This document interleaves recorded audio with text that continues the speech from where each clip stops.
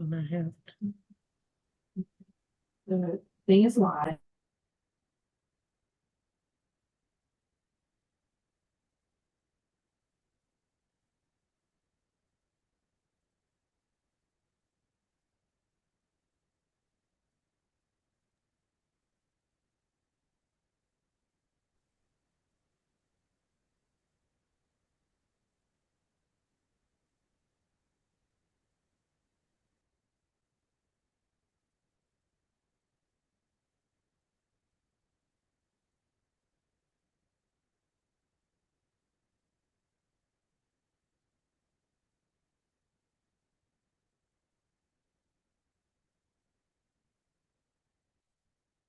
Good afternoon.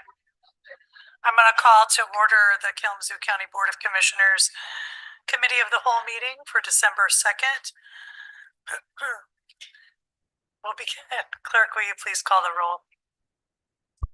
Commissioner Ray, Present. Chair Strebs, Here. Vice Chair Taylor, Here. Commissioner Wheeler, Commissioner DeLue, Here. Commissioner Gisler, here, Vice Chair Pro Tem Hepler, Here. Commissioner Mazer, Here. Commissioner Morales. You have 7 present. Thank you, Clerk. I did hear from Commissioner Wheeler, who had a work conflict, but will be joining us for our session at 6:30. All right, we'll move on to item number 2, which is public comment. This is an opportunity for members of the public to speak in person or by phone. They may call in at 855-925-2801 and enter meeting code 10748. Then press star 3 to join the queue. This is an opportunity to address the board for up to 3 minutes on any topic in a professional and respectful manner. Once you're recognized, please share your name and where you are from. Is there anybody wishing to join us for public comment? Good. On the mic stand, there's a button with a person. There you go. Welcome to you. Thank you. All right, good afternoon, Commissioners. My name is Emily Britton, and I serve as a Public Policy Manager at YWCA Kalamazoo. One of our key programmatic pillars is improving the lives of children. For us, that means investing in the safety, well-being, and potential future of every child in Kalamazoo. Today, I'm here to speak on behalf of that pillar and the Kalamazoo residents whom we serve. YWCA Kalamazoo is one of the largest site-based childcare facilities in the county, providing comprehensive childcare to hundreds every year. In 2024, YWCA Kalamazoo served 140 families and over 180 children in our downtown and Edison neighborhood childcare facilities. Though YWCA Kalamazoo is working to fill the dire need for low-cost, low-barrier childcare in this community, we are unable to fulfill the true need that exists within Kalamazoo County. Like many nonprofit organizations across the country, we are facing a steep decline in government funding and ongoing economic uncertainty. We are just one voice in this conversation, with many childcare providers facing similar, if not worse, situations. Cuts and closures have resulted in an increased number of families looking for care, yet not enough providers to fill the need. These shortages force families to reduce work hours or leave the workforce entirely, resulting in broad impacts to Kalamazoo's economy. This fact is more than a talking point. One parent receiving childcare at YWCA Kalamazoo shared, quote, "The most beneficial aspect that the Dreamery provided to us was the financial assistance over the past few years. Without that assistance, I'm not sure how we would have been able to provide our kids with such great care and opportunities for early development." When we talk to other parents in similar situations, one of the most commonly referenced issues they bring up is cost and quality of childcare. Across Michigan, childcare remains undervalued work. Early childhood educators have some of the lowest paying jobs and often earn poverty level wages. In our area, many childcare workers make under $14 an hour, wages that fall below Michigan's forthcoming minimum wage increase. These conditions disproportionately affect women, particularly women of color, who are the backbone of the childcare sector. We recognize this inequity and have increased staff wages to address this. It is possible to pay a fair wage and keep costs low for families. However, without community investment, this becomes less realizable. YWCA Kalamazoo stands steadfast in our commitment to providing comprehensive childcare services for our community. However, we, along with other childcare providers in the county, are at a breaking point. Without investment in childcare, there will be a loss in productivity, loss to the overall sector, and loss to community. Access to childcare and fair wages for those who do the work is a community-wide problem that requires a community-wide solution. YWCA Kalamazoo, along with our partners, looks forward to working closely with the county to identify meaningful solutions to these issues. Thank you. Thank you. Is there anyone else? If there are others who also wish to speak, you can feel free to come forward and organize. We don't have to wait. Dr. Nelson, welcome. Well, good afternoon. My name is Dr. William Nettleton. As of this coming January, I would have had the privilege to have served as Kalamazoo County's medical director for 9 years. I'm here to express thanks to our administrator and our deputy county administrators and to Chair Strebs for all of the effort that has been put in to find our next health officer. I'm also here to express support for Deb Lenz, who is our interim health officer. She has served as our deputy health officer for quite some years now. And I'd like to attest to her being a steadfast and dedicated public health professional and also as a public servant. And I think she will be a continued asset to the county and to the community as a whole. Thank you. Thank you very much.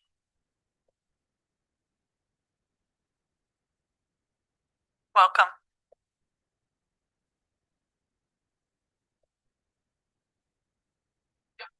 There you go. Check, Welcome. check. Can y'all Welcome. hear me now? Hi, y'all. My name is Jay Kian, and I serve as the Director of Community Engagement at Michigan Transformation Collective. I'm here today to share what I've been hearing directly from families and childcare providers in our community at recent listening sessions around childcare accessibility in Kalamazoo County. We have a total of 72 voices that I am representing, so please forgive me if it's not perfect. So I want to be direct because they were kind enough to be direct with me. Our childcare system is broken, and it's leaving both the families and our childcare providers behind. We heard from parents who can't go back to work because there are no infant care spaces available. And we heard from a young family approved for childcare assistance, but unable to access it because they can't find a provider to accept it. One provider told us that they pay their teachers $10 an hour, not because they want to, but because that's all they can afford. At the same time, families are struggling to pay tuition. Another teacher shared that even $21 an hour isn't enough to feed her own children while caring for others. The people we trust with our children's earliest development can't afford to live in the community that they serve. We had an event where providers revealed their top 3 priorities: competitive staff wages, resource navigation, and subsidy reimbursement rates that actually cover the cost of care. Right now, childcare providers are subsidizing the system out of their own pockets. Families are being crushed by a gap that falls between 200% and 250% of the federal poverty level, which is too wealthy for DHHS assistance and too poor to afford care. We also heard some beautiful things, solutions from people who are living in this crisis right now. Parents and providers are asking for childcare vouchers. They're asking for expanded tri-share participation from employers across the county. They're asking for Kalamazoo County to invest in childcare because currently our parents are left to choose between a job and caring for their child. They're left to choose between education and survival. between serving children and paying their own bills. Families told us that they need transportation.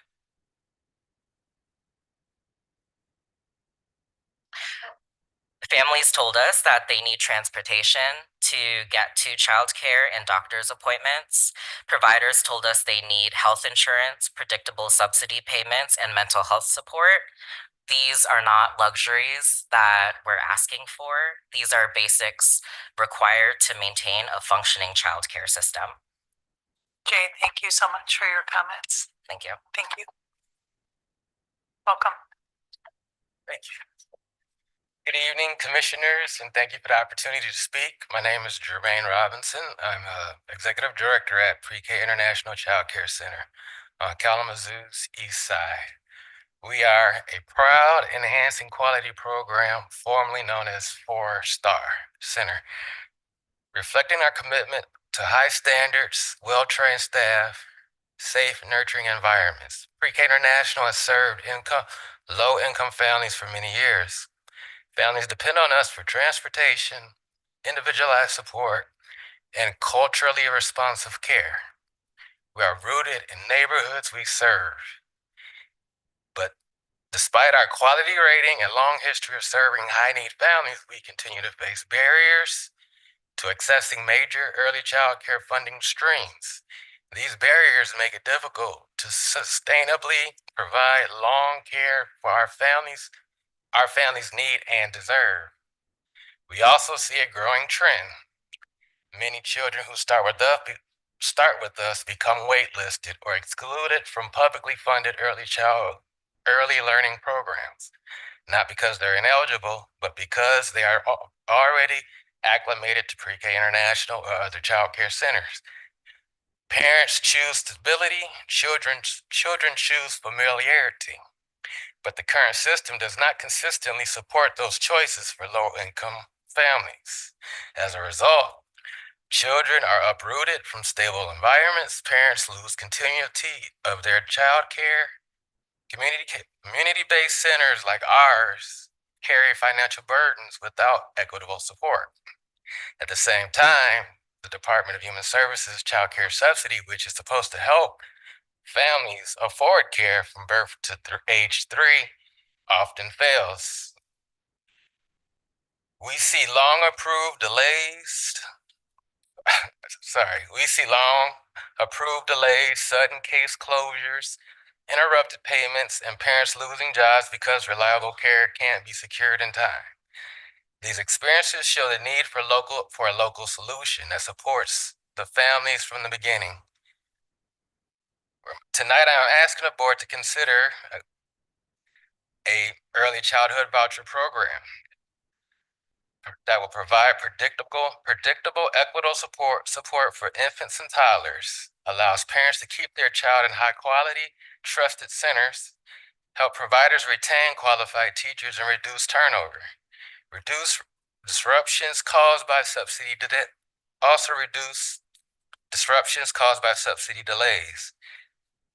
We also want to ensure and receive consistent care during most critical years of brain development for children.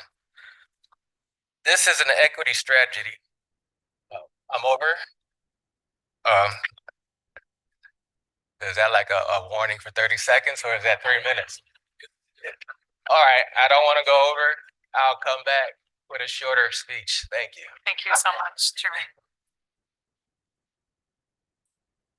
Welcome, Director. Hello, my name is Lucas Poles. I'm the Environmental Health Division Manager here at Kalamazoo County. Just want to say I didn't come for the famous Amos cookies tonight, but I came to show my support for Deb Lenz. She has really been a great colleague here at the Health Department. The last 3 years I've worked under her. I have high confidence in her and her abilities, and I've truly enjoyed working with her. And I know she's got just not the knowledge, but the heart for what she does and her caring for the community and for us, her staff as well. And I know if we could have those that are with HCS raise their hands to show that we're here to support her as well. So just wanted to be really brief on that. So I appreciate the time. Thank you. Thank you, Manager Bowles.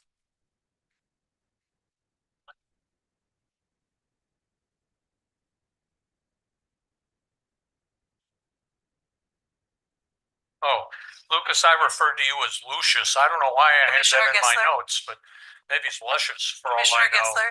Anyway, I apologize for that, and I will never call you anything other than Lucas now. Thank you. I appreciate that. Thank you. Thank you, Commissioner Gessler. All right, we just have a full agenda. Let's keep moving. Thank you. Thank you. Hi, good evening. My name is Beth Berglund. I'm the Director of Policy and Strategy at the Michigan Transformation Collective. You can see a trend happening this evening. I'm here to talk about the high cost of childcare for families. Across Michigan, one thing is clear: parents can't afford to pay and teachers can't afford to stay in the industry. In 2023, the U.S. Chamber Foundation found that 14% of parents in Michigan left a job in the past 6 months due to childcare problems, and 52% made major changes to school or work due to childcare issues. They also found we lose an estimated $2.88 billion in economic activity due to childcare issues, and an estimated $575 million annually in tax collections because of employees not being able to go to work. Childcare-related employee turnover and absenteeism costs taxpayers an estimated $2.3 billion a year in Michigan. The highest quality care in Kalamazoo County for infant care is about $400 a week. For a toddler, it's $300 a week. If you have a family with an infant and a toddler, you're paying about $3,600 a year just in childcare. And that's for a high-quality program. For a lower quality program, you're paying about $11,000 a year for an infant, which is 17% of the area median income for Kalamazoo County. Families below 200% of the poverty level, which you heard about before, about $65,000 a year for a family of 4 qualify for a state-funded program that provides their childcare provider on a sliding scale. As their income goes up, the care that they're eligible for is maintained. As they can accept a raise, they can accept a promotion or a job change, and their share of that care goes up. However, if you are above $65,000 a year, and you have an infant, a toddler, or a 3-year-old in Michigan, there is not a single program for you other than TriShare. And I know you are all very aware of the TriShare program as we've offered it to county employees, and we want employers to have access to this program, and we think that it's a good program for employers to be able to invest in. But as you can imagine, the high cost makes it completely out of reach for small businesses and even large businesses who decide to pay the same benefits for all employees. Essentially, giving every employee a $6,000 annual raise is out of touch for most employers. Over a third of TriShare supported children in Michigan actually live in Southwest Michigan. We have 269 of the only 758 children statewide enrolled in TriShare in October in Michigan. So the large employers in our community, Kalamazoo County, Bronson Healthcare, who've invested in that program, we are well taking advantage of that program in our community. But we would propose an investment for small businesses while drawing down state funds by developing a program that we reimburse small businesses for their share of the childcare payment, and an additional program to provide a sliding scale voucher that families could use at any licensed childcare provider in Kalamazoo County based on their income.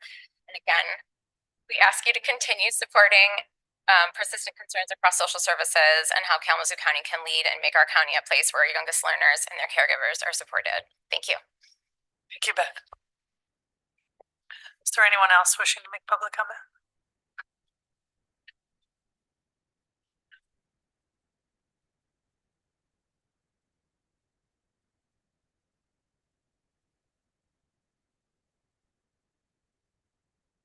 All right, welcome to you. Thank you for bringing your little ones with you this evening too. Yes, gotta show them what I do That's for a right. living. Welcome. My name's Aliyah Abdul Mutakalim. I am here on behalf of Michigan Voices, but also as a lifelong citizen of Kalamazoo. I have, as you all just saw, with how long my son took out to pick out snacks, 5-year-old twin boys. And I have really struggled with finding childcare, especially for twins. Especially when they were 0 to 3. I had to enter and leave the workforce about 2 to 3 times because of the cost of childcare. So it is very difficult to be able to advance my career, being able to provide for like my children, and with the cost of food and the cost of rent and the wages being very stagnant, I think it's extremely important to make sure that we are supporting families and supporting children, but also making sure that the people who are taking care of our children are also taking care of, they're also being taken care of themselves. I am a reproductive justice advocate. I volunteered and worked at Rooted. So I am very dedicated to the work I do. I'm very passionate about the work I do. And it really shows the care and the investment in our future when we really take the time to look at the systems that are possibly preventing people from being able to fully participate and fully show up in their lives. So that's all I have to say. Thank you very much. Thank you. Anyone else in chambers?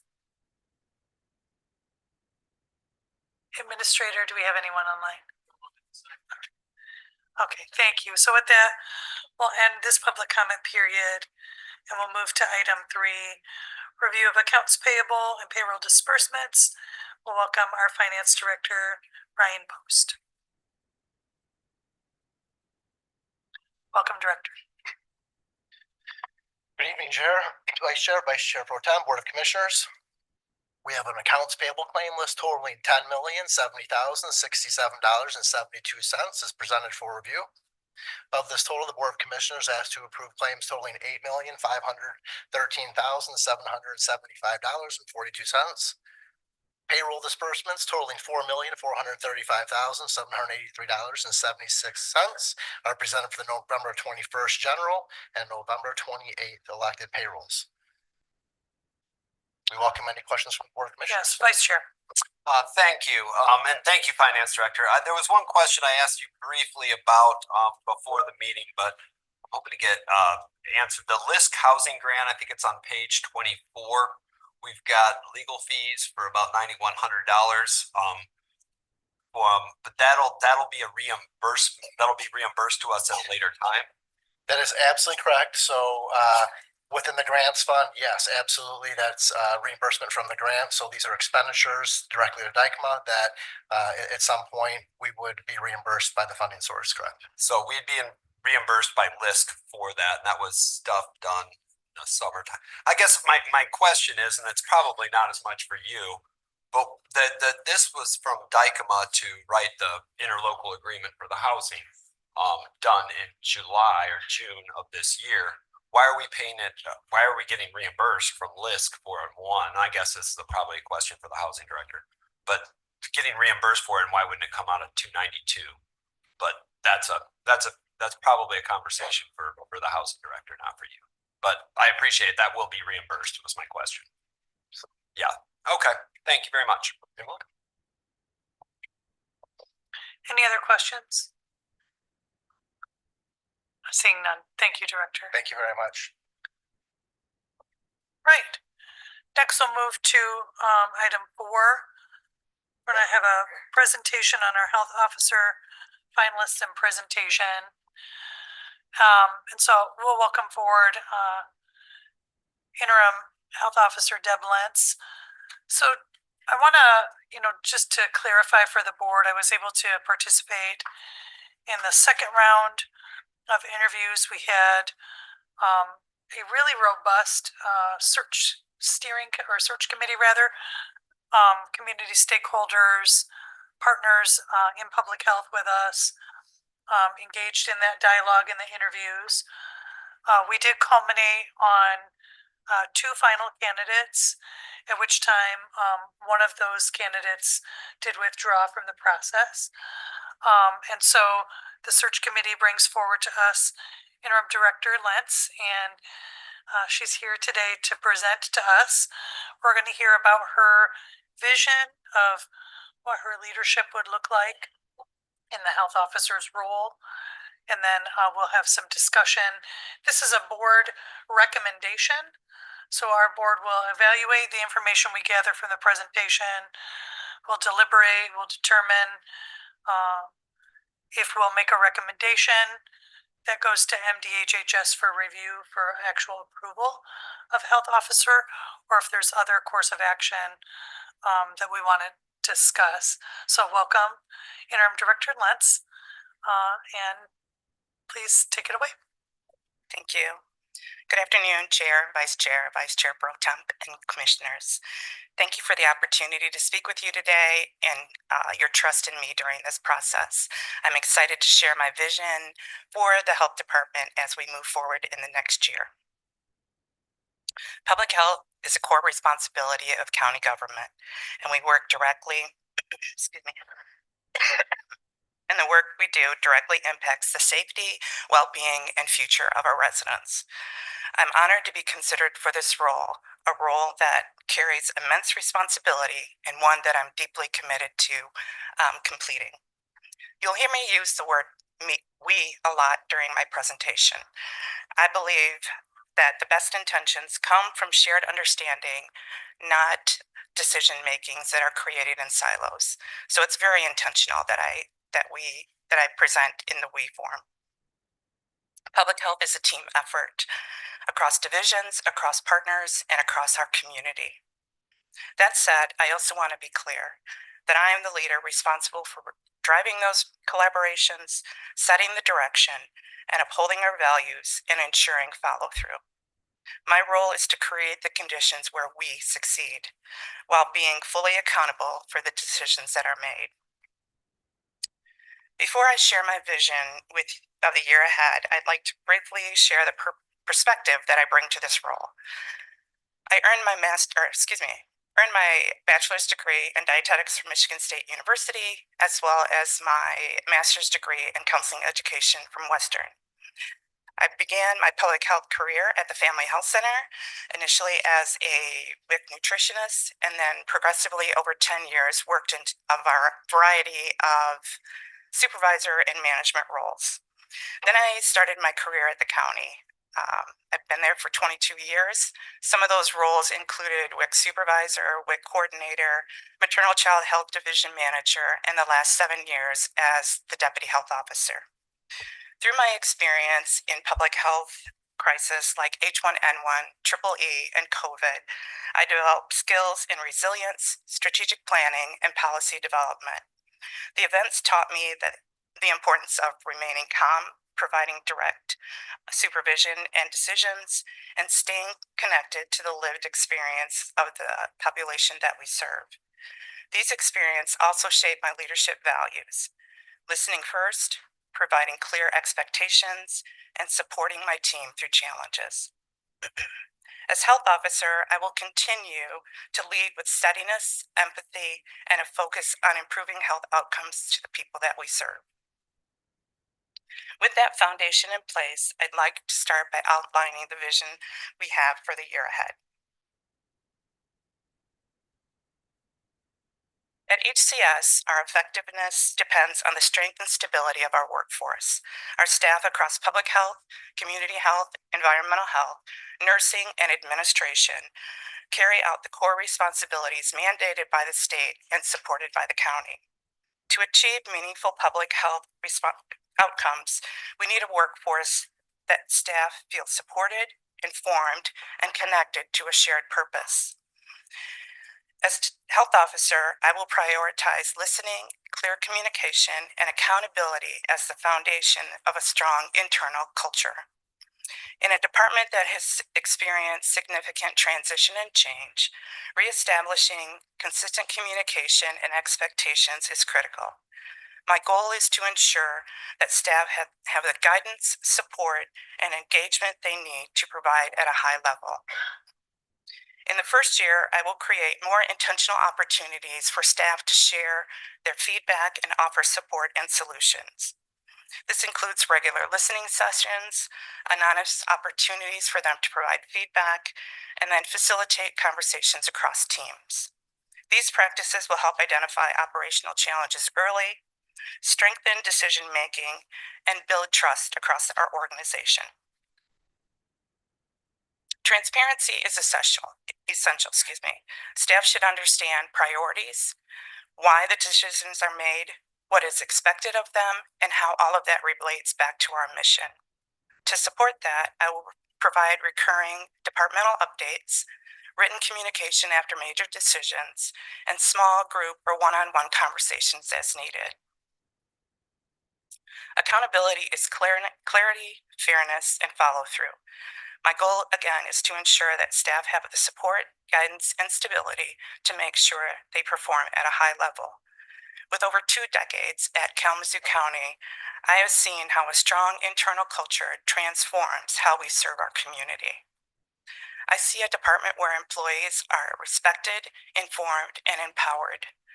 When the team feels connected to our mission, the impact ripples forward, enhancing program performance, improving coordination, and ultimately driving better public health outcomes. Strengthening internal culture is not just an organizational work, it's foundational to improving community health. When staff are aligned and supported, our programs perform more effectively, our responses are more coordinated, and our service quality improves.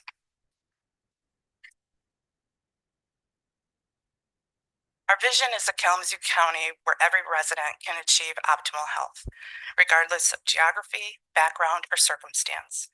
This aligns with the county's strategic priorities and with our mandate to protect and promote population health.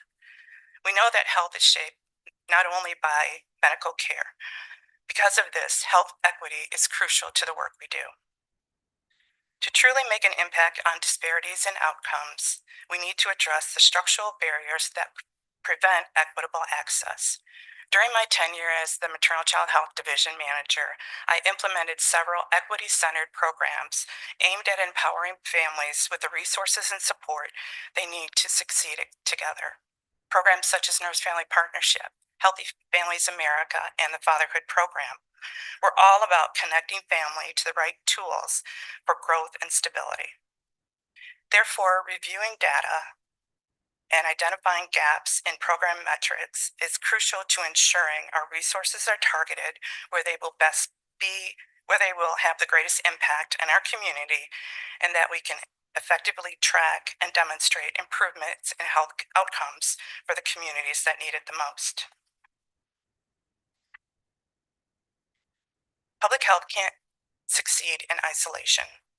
To make meaningful progress, I will strengthen partnerships across county departments with healthcare providers, schools, neighborhood associations, nonprofits, and community leaders.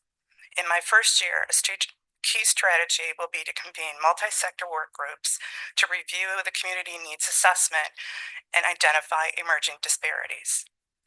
Internally, advancing health starts with a supported and aligned workforce. Externally, it requires building partnerships, trust, fostering collaboration with those community partners. As health officer, I will lead these efforts, ensuring our work is shaped by lived experience, strengthens community relationships, and drives measurable improvements in health outcomes.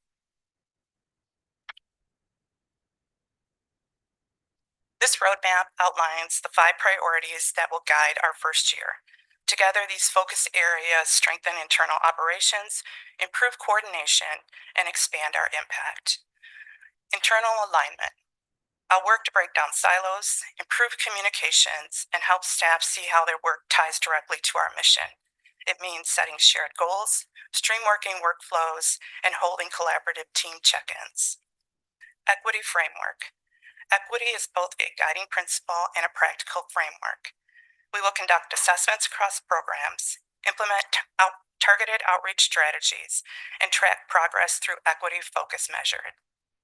Community engagement. Strengthening engagement ensures our programs reflect real community impact. This is not about outreach alone. It's about co-development, long-term relationship, and trust within our community. Public health modernization. Modernization is not just an operational priority. It's how we ensure that HCS can respond faster, reduce service delays, improve quality, and meet the expectations of the residents who rely on us. Modern systems help us prevent issues earlier, act more efficiently during crisis, and deliver public health services that are consistent, reliable, and equitable across the county. And lastly, visibility and trust. Public health is most effective when residents know who we are, understand what we do, and trust that our commitment is to their well-being. As health officer, I will be a visible, reliable communicator during routine operations as well as during crisis. Through that, strengthening confidence in our department. Together, these 5 priorities form a clear, united pathway. This roadmap creates real momentum and lays the foundation for long-term impact. In closing, Commissioners, thank you for your time and your commitment to serving the residents of Kalamazoo County. As we move forward into this new year, my focus is clear.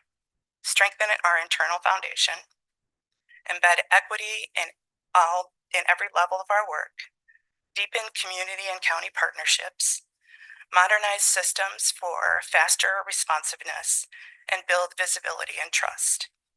I recognize the responsibility and seriousness of this position. I'm committed to leading with clarity, accountability, collaboration, and compassion. My goal is to ensure that HCS provides reliable, equitable, and high-quality public health services, and that we keep you and our community informed of our progress along the way. I'm grateful for your partnership and your leadership. As your health officer, I'm excited to work closely with all of you as we bring this vision to life, tackle challenges, and build our strength as a county. Thank you again for this opportunity. Welcome any questions or feedback. Thank you, Interim Officer Lentz. So I appreciate your time and laying out your thoughts in your presentation. Open this to Commissioner questions. We'll start with Commissioner Kistler. Thank you, Chair. If you'll humor me, I have 3 questions. Sure. Good evening, Deb. First of all, I want to say that despite some issues that Jim Rutherford and I had, well, they were few, but I thought they were significant. The fact that he picked you as his deputy makes me think, well of you.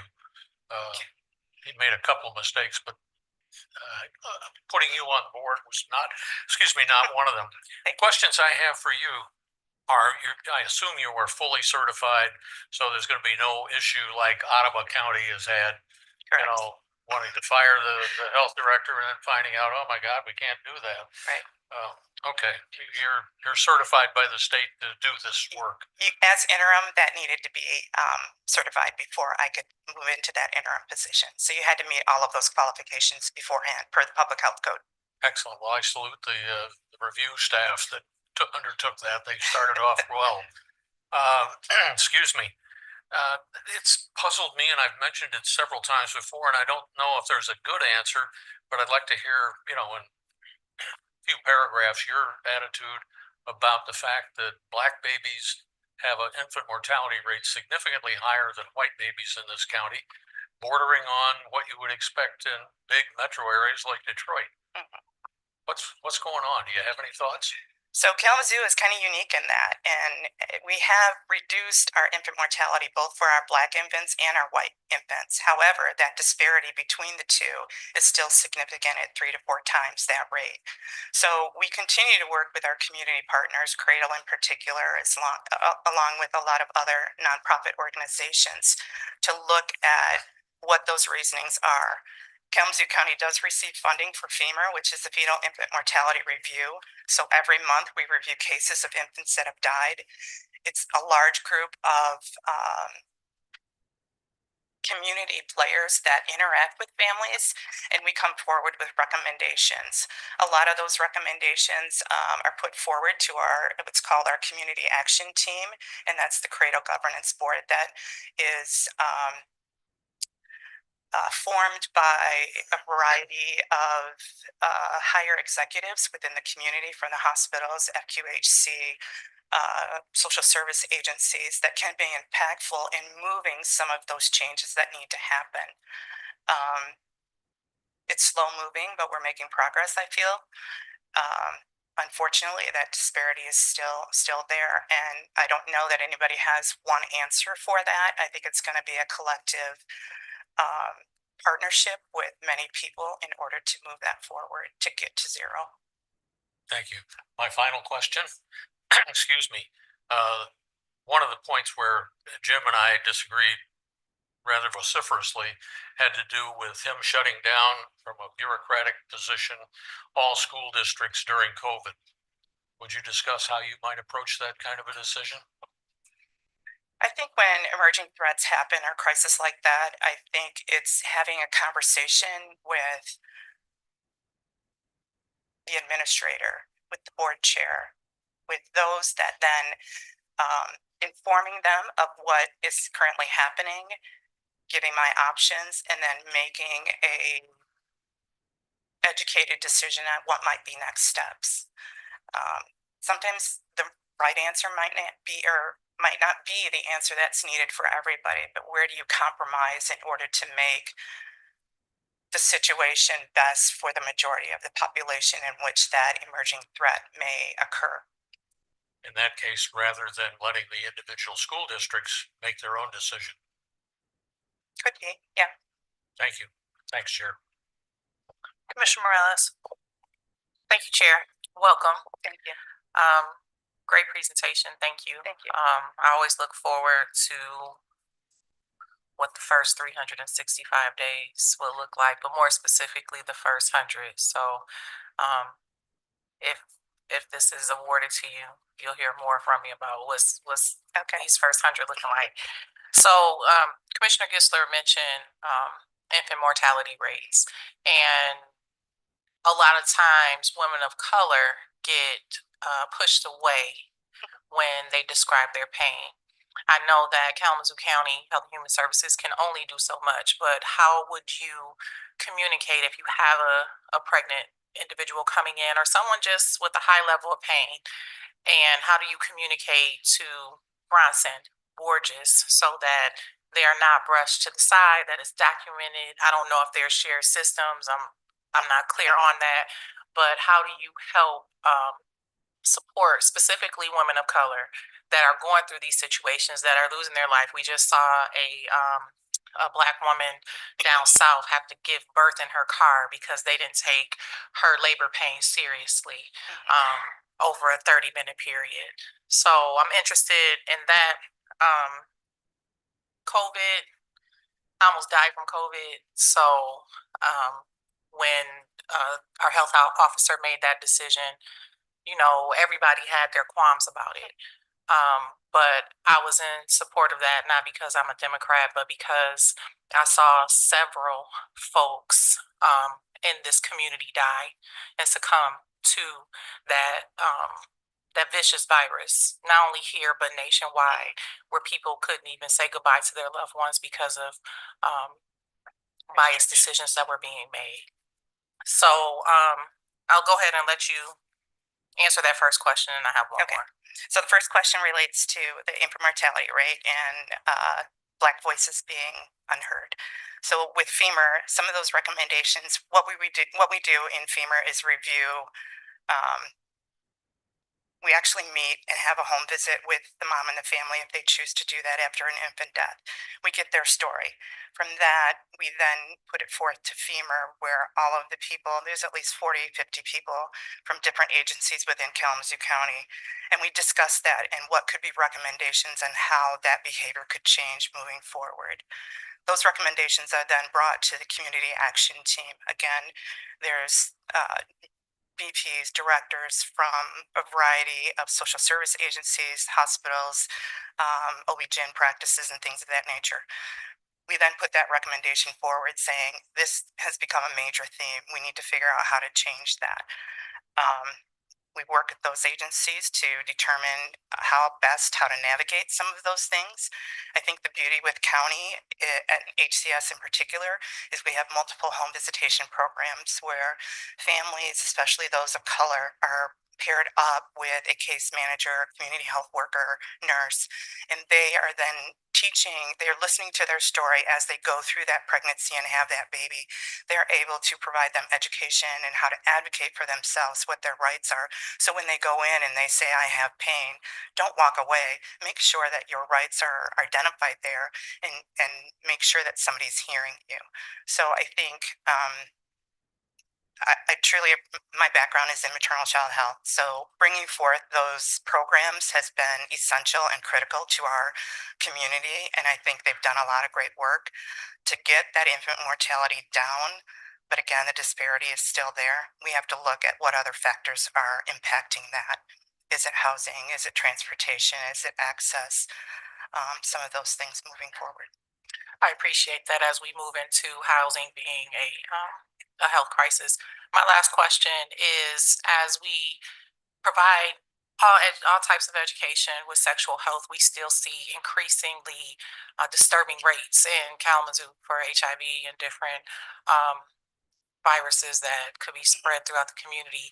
What are we doing outside of general education? I know that Family Health Center usually has buses at the high schools. I know that Norix has a facility, but what are we doing to help reduce those rates when all things education is not specifically working specifically towards African American populations, Hispanic populations who are getting, these diseases at alarming rates?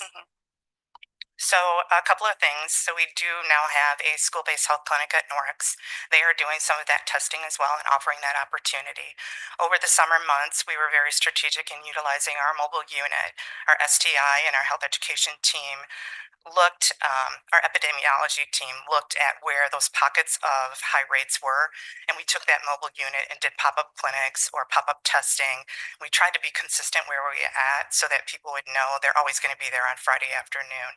So trying to meet people where they were at to get them tested, set them up with a clinic visit, or provide that education to hear the consequences or seriousness of that. So I think that was very beneficial. We plan to move that forward. That's part of our internal strategic plan, is utilizing that mobile unit to meet people in the neighborhood so that they don't have to worry about access, that they can start seeing our familiar faces and not be afraid to come into the health department to receive some of those services as well.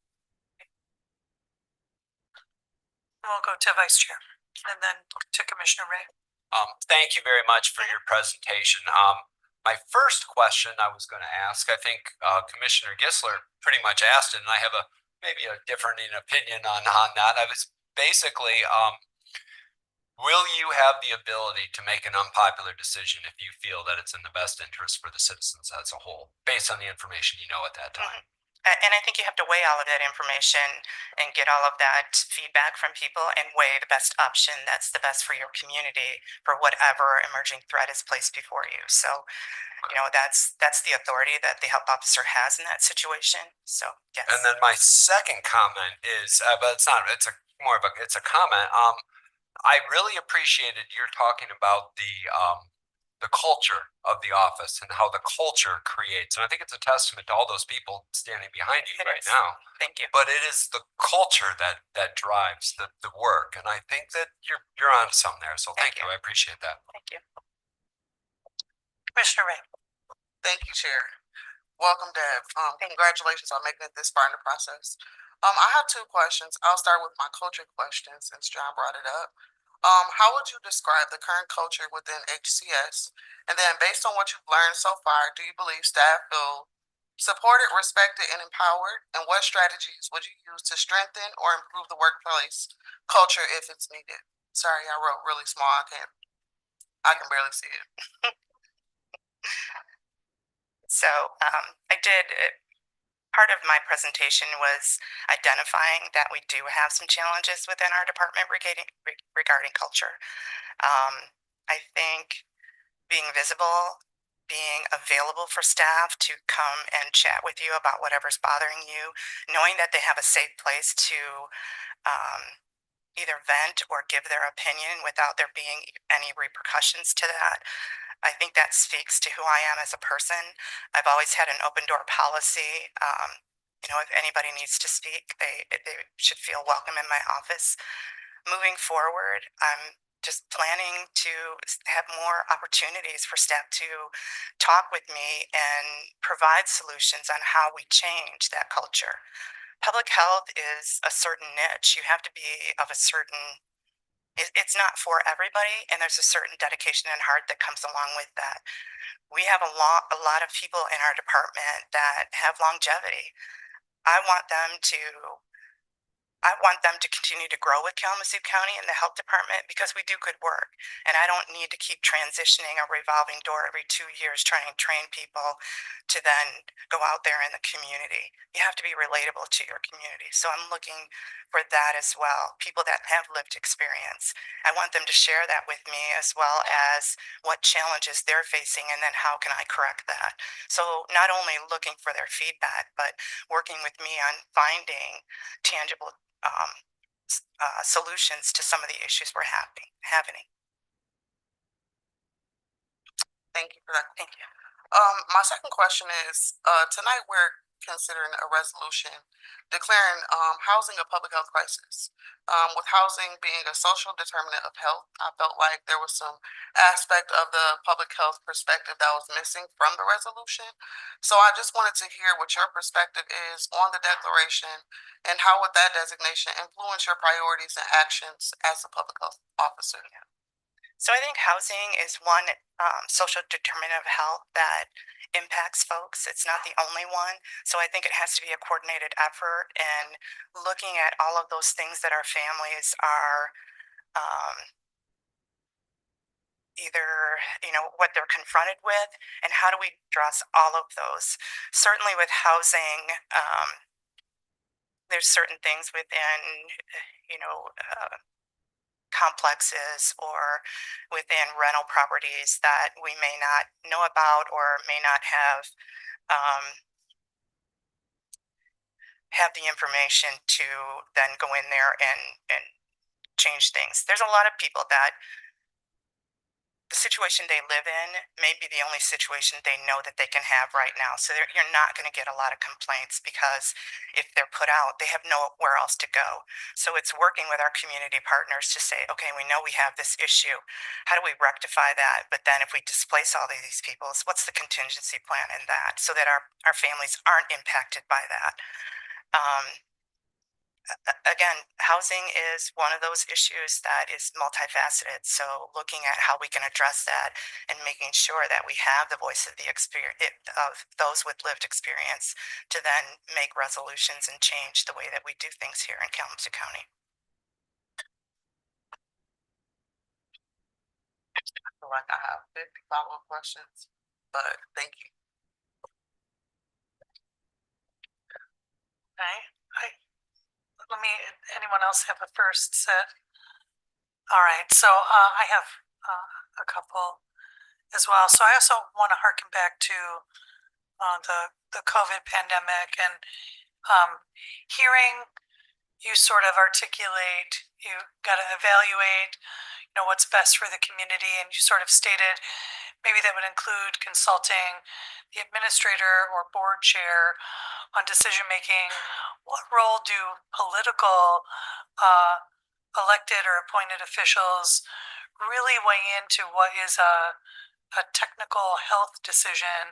Should that be unduly influenced by political pressures, or how would you evaluate what's right to do for the community versus what maybe a political body may want you to do? And are there ways that we could create a buffer that would help with decision making, or do you see alignment with the political interests as important in your decision making? And I really wasn't intending on the political aspect of that, but all of you come from different areas and you bring something different to the conversation.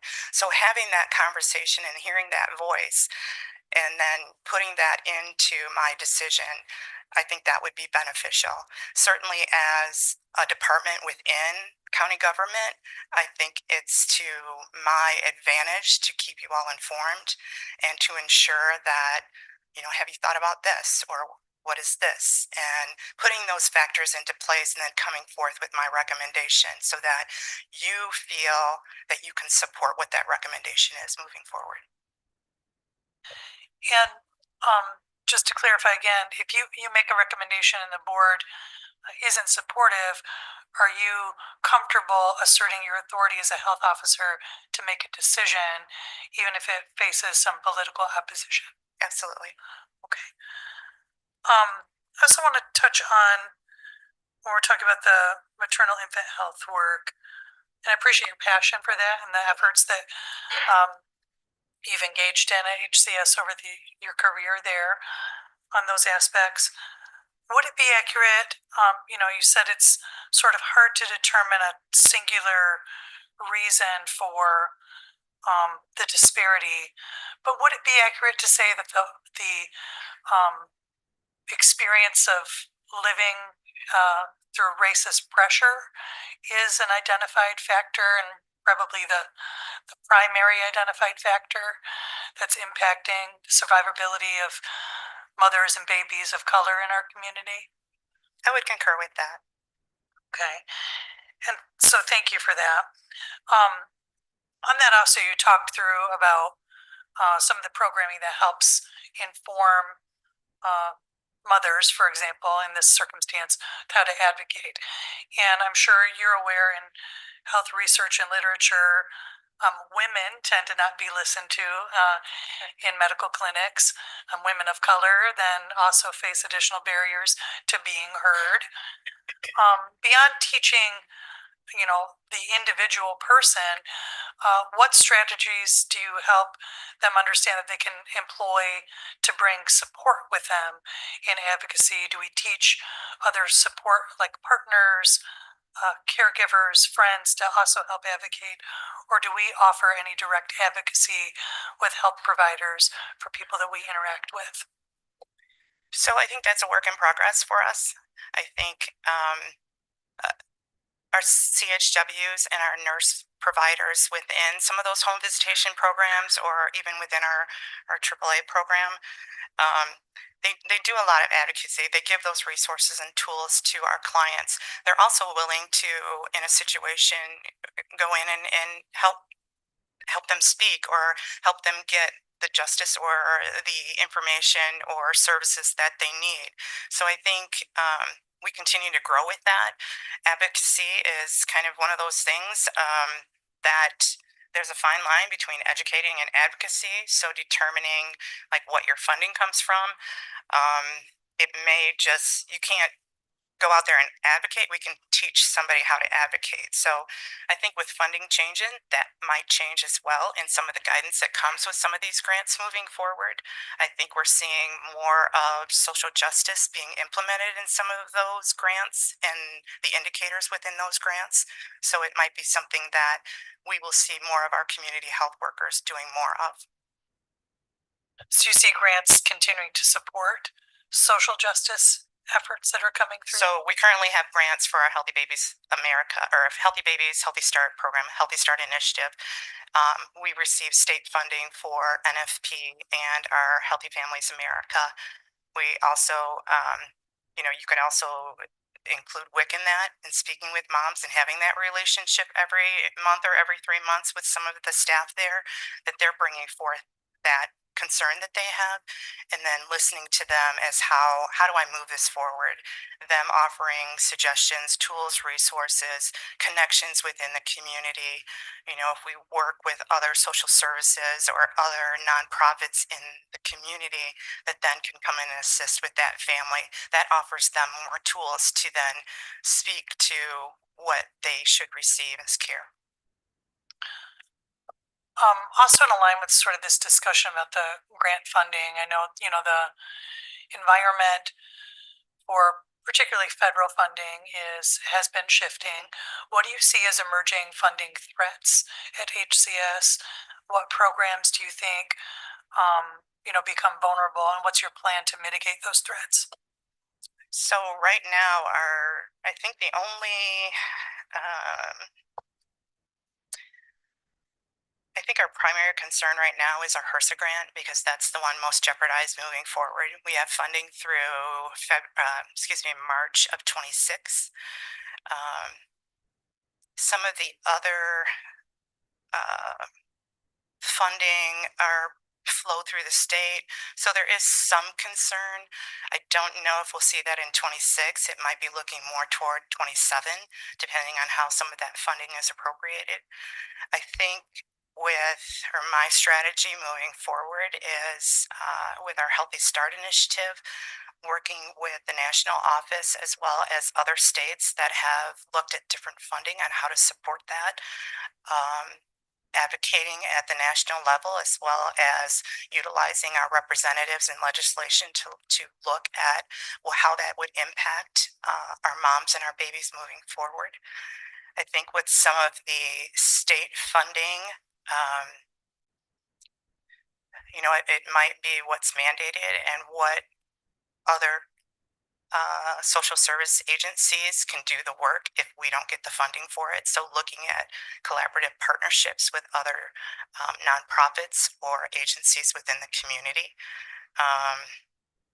Having those conversations. How do we assure that our moms are being cared for if this funding goes away, or we can't support it, or we can only support 4 of the 8 community health workers that we have? How do we assure as a community to make sure they're being served and receive the education, resources, and treatment that they need? So again, it's looking outside of our building or our department and making sure that we have all of those connectors in place. Kalamazoo County is resource rich. It's just a matter of all of us coming together and collaboratively putting that forward to say, yeah, we can take on this, or we can apply for a different grant because maybe we're a different entity than county government. So how do we capitalize on all of those opportunities to ensure that our community still receives the services that they need? Thank you. All right, Commissioner. Oh, I'm sorry, Vice Chair Pro Tem. No problem, Chair. Thank you.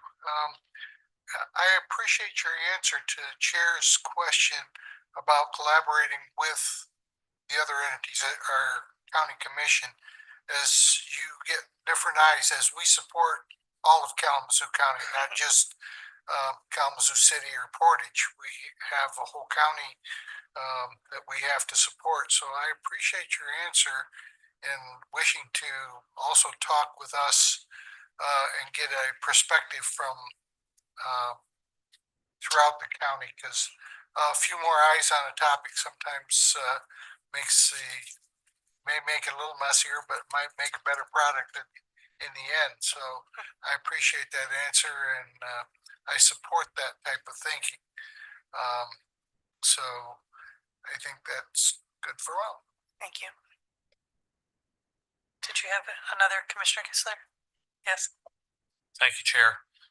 Deb, this will be simpler than the other questions I asked you, hopefully. I'd like to know your span of control. Who are your direct reports? How many of them are there? And can you name them quickly and tell me what they are responsible for? So as the health officer or as the deputy health officer? So currently, I want to talk because if you become the health officer, you're going to become the director of HCS, correct, right? Right. Yeah, so if you filled Rutherford's shoes now, how many direct reports would you have? So currently, the way the org chart is designed, the health officer has 2 direct reports. And that would be the area agency on aging, division manager, and then the supervisor for the Veterans Service Office. Okay, and those people are Don Saldia and Lauren King. Okay. And then the health officer also has an indirect to our medical officer as well as the medical examiner. And Bill just spoke to us Correct. earlier, supporting your candidacy for this position. I haven't seen him in a long time, but I have a high regard for him.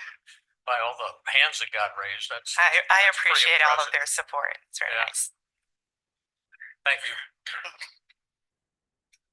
Is there anything further from commissioners? All right, I'm seeing none. Thank you. Deb, thank you for the time, for being patient with their questions. You made it off the hot seat, so congratulations. All right. Okay, we're going to move into item 5. At this time, our other items will begin first. Their Discover Kalamazoo Annual Strategy presentation. We'll welcome President and CEO of Discover Kalamazoo, Jane Ghosh. And we have a number of presentations. We're going to hold you tight on time. I'll follow up with questions offline if I have them. Welcome, Jane. Sounds good. Thank you very much. And to that point, you have more pages in your deck than what I'm going to show. So there's hidden slides. I can refer to them if you have any questions on the spot, but to keep it tight to the most important slides, that's what I've done. I'm going to talk through 24 visitor spending, key results in 25, and then our key priorities for 26. I made a public comment about this a few weeks ago. We did get our 2024 visitor spending data, and we did once again grow, which is great, 3.6%. And so when you compare that data for all counties that have any significant amount of visitor spending, we remain number one compared to pre-pandemic, which is great. And for any of you coming to the annual meeting, a lot of this content will be very helpful for the quiz, just so you know, so you want to listen carefully. In terms of our key results, that was the good news. For 2025 is a tougher year. And so for the first time since I've been there, we have missed budget. And our accommodations tax revenue, specifically for accommodations tax revenue. Whoops. Oh, what I'm seeing is not what you're seeing at all. So I've got all these great slides and you're seeing none of it, huh? Okay. 1 second here. Sorry. Oh, you're fine. It said it was sharing, so. It does say that. Yeah, they're changing the view. Give them one. Okay, thank you. Well, I will talk to it. So we did miss our accommodations tax revenue budget. That is primarily due to economy hotels are performing very poorly in 2024. That is not just in Kalamazoo County, that's nationally. And you'll probably see some articles about the K-shaped recovery coming out of COVID, and higher income, consumers are doing very well. And much like a lot of the conversations we've just been having here in the last hour, and that has affected the economy segment of hotels within Kalamazoo County. And now the tab is not working to advance the slides. There we go. Okay, we're good. The good news is that because of including the $60,000 ARPA grant that we got from the county, we saw this coming. We saw, after we set our 24 budget, we saw the writing on the wall in Q4 of 24 that 25 was going to be challenging. And I did come to you a year ago and ask if you had any remaining ARPA, that we'd be a great, effective and efficient place to spend it, and you were kind enough to grant us an incremental $60,000. So things like that helped, that we were able to make, even though we missed our revenue target, we actually exceeded our net income target for 2025, and that meant that we could continue to invest in the places that we could to continue to drive visitor spending here. Part of the reason we exceeded our net income target was because we made prudent cuts in areas that we thought were going to be less directed towards visitor spending. An example of that is we had planned to do a website refresh. The colors and fonts of our website are not, we over the time, at some point we want to do it, but that was an example of a trade-off we made to make sure that we could invest directly in things that we thought were going to bring in more visitors to Kalamazoo County. So an example of that is the ad campaign. So even though our revenue was down, our ad campaign we continue to invest in, and we found more efficient media tactics. So we delivered more impressions with less money. We continued to focus on bringing in new groups. We've been very successful. More than 50 new groups are on the books to come to Kalamazoo for the first time. We made significant progress, thanks in part to the Kalamazoo County Commission, on the indoor youth and amateur sports facility. Here's all the great things that have happened. The work continues. Commissioner Wheeler has been a phenomenal board member on behalf of the County Commission. We've had great support and help from county administration, the clerk's office, corporate counsel. It's just absolutely been phenomenal. And the work continues, and I see that you have the first reading of the resolution to do the work just to issue the bonds. So if you have any questions about that, I'm also happy to answer that, but I appreciate that the project continues. We are still on track for a 2027 opening for the facility. Part of the original American Rescue Plan grant that we received from the county, we spent into accessibility mapping across the county. And I'm delighted to announce, a press release went out yesterday, we are third in the country for mapped locations for any destination in the country that partners with Wheel the World. And if you go on Wheel the World, they have, premier locations across the country. we are number 3 for the number of MAP locations, and a big part of that was because of the American Rescue Plan grant. And what that means is that now visitors and residents with accessibility needs can know before they go. They can go on to the website and they can see whether more than 130 places across the county, can meet their accessibility needs. So it's a phenomenal achievement, and we appreciate that. We launched new technology, part of meeting visitors where they are. So we launched our app, we launched the kiosks. So these are just some stats there. So that was great. And then our priorities for 2026, just a heads up on the revenue target. So we are assuming that we have 1% growth in the accommodations tax revenue. We're budgeting conservatively because there's still economic uncertainty that is impacting primarily the economy, hotels. 2027 is going to be a phenomenal year because we'll have the event center, the youth sports facility, the state theater will be back open. It'll be great. 26 will be a challenging year. So we have to get, from now to then.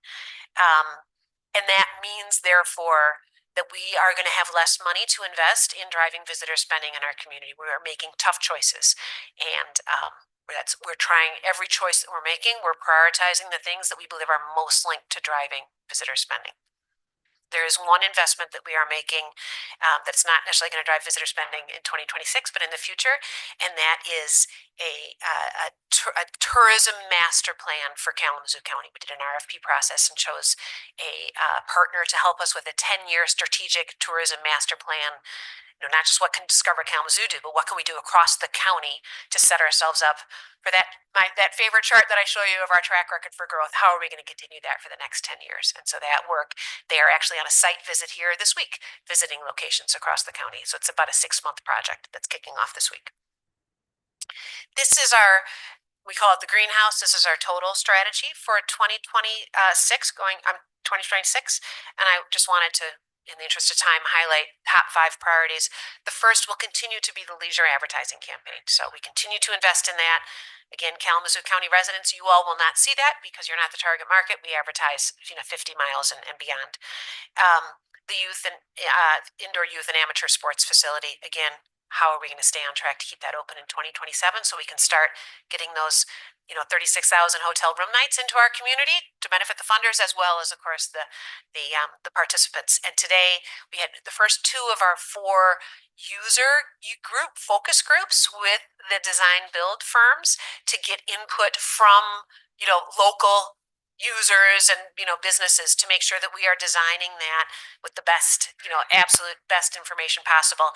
And some of the families, for example, the Bird family that came up and spoke to you as we were considering it, were at the focus group to give us the input from their experience going to tournaments as well as playing locally, just as an example. So, and we got some great insights. We finished two of 4 of those. The master plan I just spoke about, we want to continue to diversify our group business. So we're very focused on bringing in new business and not just retaining the business that we have. We know that we have to keep feeding the top of the funnel there, so that will remain a priority for us. One example of that where we're really focusing is in medical, the medical conferences and that kind of thing. And so we've had the certification that we need to be able to host those, and we've got a great growth path there on medical. And we think we have a unique right to win because of Stryker, Pfizer, for example, in our community. And then finally, the landscape in travel planning and meeting planning is changing significantly with AI tools. And, Discover Kalamazoo recognizes that we need to play that game. And so we are very focused on how do we influence the message so that if someone is going on AI to plan a trip, either, consider a location or they plan a trip once they're in that we are very focused on what do we need to do to make sure that we influence that message as they go. And there is my abbreviated presentation. I'm happy to answer any questions. Thank you very much, Jane. We'll go to Commissioner DeLue. Thank you, Jane. I always appreciate your enthusiasm. I think Kalamazoo is lucky to have you, actually.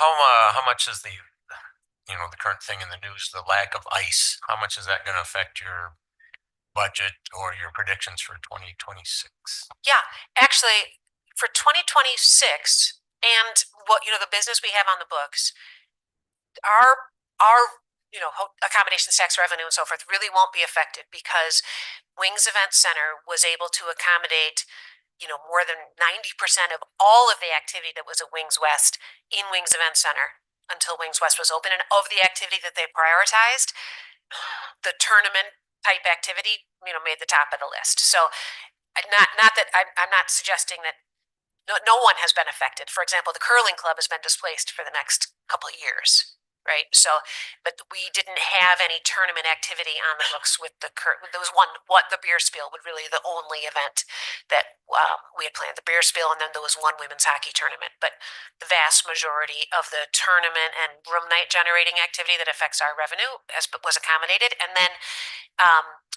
they do expect, so Black Bear Sports did purchase Wings West. They do expect to have that open in 2026, actually going into the fall of 26. So thankfully it will be, what pain there will be short-lived specifically to answer your question about our revenue. Just curious, how do you measure visitor spending? Yeah, so this is measured on behalf of every county in Michigan by Travel Michigan, the state of Michigan. They engage with a company called Tourism Economics, which is part of Oxford Economics. When you see economic forecasts, like the K recovery, a lot of that's coming from Tourism Economics and Oxford Economics. They look at credit card spending, hotel data, geolocation data, and then consumer surveys to understand where they're coming in, how much they're spending when they're here. A big part of it is credit card data. Right. Vice Chair, you have one in brief? Yeah, one in brief. Really quick, you talked about the $170,000 decrease briefly in the accommodations tax, and then in your budget it has $140,000 in other miscellaneous income. Yep. What was that? Just can you give me a second? I'm going to find that slide. Let's see. And my H is not working. So, 100 and let's see. And I don't know because when I hit hide, it should show the slide, but it's not doing it. Some of that was expenses related to the indoor youth and amateur sports facility that were reimbursed from 2023 and 2024 that we had not assumed because the assessment had not yet passed. The hotel vote, the ordinance not yet passed to be able to collect the revenue for that. So we did not build into our assumption that we would be reimbursed for our project expenses for that. For example, site selection, the feasibility study. So a significant portion of it was that. Yeah. Okay, so it was a reimbursement from the 4% hotel. Was that reflected on your expenditure side as well, or was that just? Yes, it was, but it was prior year expenditures that we had not assumed reimbursement for because at that time the ordinance had not passed and the hotel referendum had not passed. Gotcha. And then you said briefly that expenses will be down significantly in 2026, but I don't see any numbers there. What is the from what your 2025 numbers are and expenses to your 2026 numbers? Is that going to be advertisements or? We are doing everything we can to retain media because we know that, that is one of the reasons we are here is to attract those visitors. There are a few trade shows that the team's not going to go to, but again, that's, we're trying to limit that as much as possible. An example of some expenditures that we are not going to be able to do is we send to about 400 businesses once a month a postcard. I'm just giving this as an example of how we're prioritizing. At about $5,000 a year of our expenditures that were cut, there's a postcard we send to businesses to let them know when large groups are coming. Because, for restaurants to be able to make sure that they're staffed appropriately, like the Model UN is in town this week. So here's all of a sudden, if you go downtown this week to have lunch, you're going to see all these high school kids in suits because they're here for the Model UN conference. Studio Grill, Toba, whatnot, they wouldn't know that business is there unless we told them. And so we do a mailing to businesses to let them know when large groups are in town. That is something that we said, they can get that information electronically if they want it, or maybe we can find a sponsor for it. Another example is our dining guide. we've assumed that we're gonna need, either we don't do it or we need to find a sponsor. Yeah, well, how much, just really quick, how much is 26 expenditures down from 25? I believe it's $150,000. 150. Thank you very much. Yep. And again, if there's any American Rescue Plan funds remaining, we can spend those efficiently and effectively. Thank you, Jane. I encourage commissioners, if you have additional questions, to follow up with Jane. Appreciate your presentation this evening. Thank you. And your work. Thank you very much. Yep. All right. I'm going to move us next to a presentation on the Kalamazoo County semi-quincentennial presentation. We'll welcome Sharon Carson from the Michigan 250 Organizing Committee. And again, we're going to try to stick tight to our time, please. Welcome. There's no PowerPoint, right? For this? Yes. Oh, there's, okay. All right, forgive me.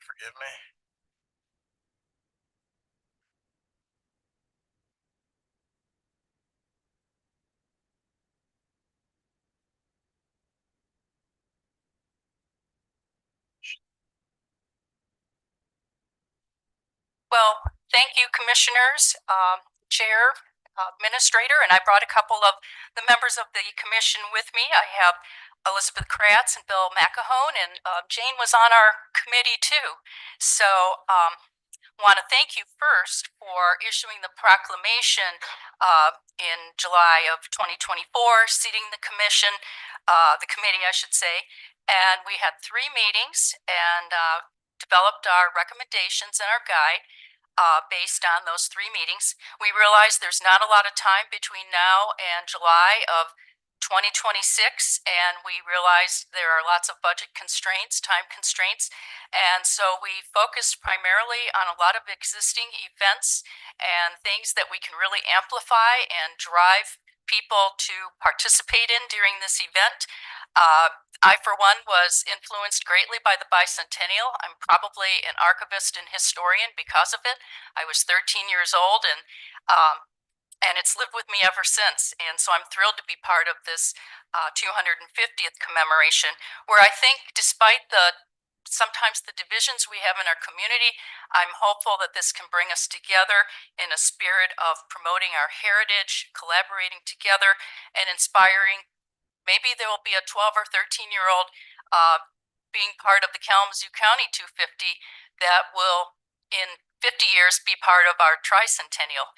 And so I'm going to turn it briefly over to Elizabeth Kratz, and Bill is also going to speak. Hello there, I'm Elizabeth Kratz. I just want to give you a taste of some of the events that have happened already. And in the interest of time, I'm going to focus on only 5 of them. It began with the very first America 250 Michigan endorsed event right here in Kalamazoo, the dedication of the Liberty Tree in Bronson Park. 1 year ago, the local chapter of the DAR partnered with the Ladies Library Association of Kalamazoo to bring the American Revolution traveling exhibit to Kalamazoo for a full month. I hope you had a chance to see it. It shared the stories of patriots from diverse backgrounds that you will not have read about in textbooks, but each of them made a meaningful contribution to the struggle for liberty. It was a very diverse group of people that it focused on: men, women, children, white, black, Native American, colonists, French, Dutch, Spanish, people you haven't heard of, but their stories were shared during that month, and it was attended by hundreds of people. In October, there was an event here, the Fjord to Frontier Dinner Theater event, which commemorated the bicentennial of organized Norwegian immigration to the United States. This was funded by a grant from America 250 MI. It might strike you as strange. That doesn't really sound like Yankee Doodle. It's because it aligned closely with one of the 5 themes that Michigan wants to highlight during the semi-quincentennial, and that is we the people, because all the ethnicities that came to Michigan created the rich tapestry that is our state, and the Norwegians immigrated here for exactly the same reasons that the Pilgrims did ahead of them. They came here for economic freedom, for religious freedom, and for the chance for self-determination. And those are the exact same things that draw immigrants to our nation here in the 21st century and on beyond. There was just last month a plaque dedication at the Gilmore Car Museum, which was for a rediscovered patriot. His name was Thomas Campbell. He spelled it camel, like the animal, in adulthood because he was not literate. He was born into slavery in Virginia. He received his freedom in exchange for serving at Valley Forge with General Washington. He served under Lafayette. He was permanently disabled at the Battle of Monmouth.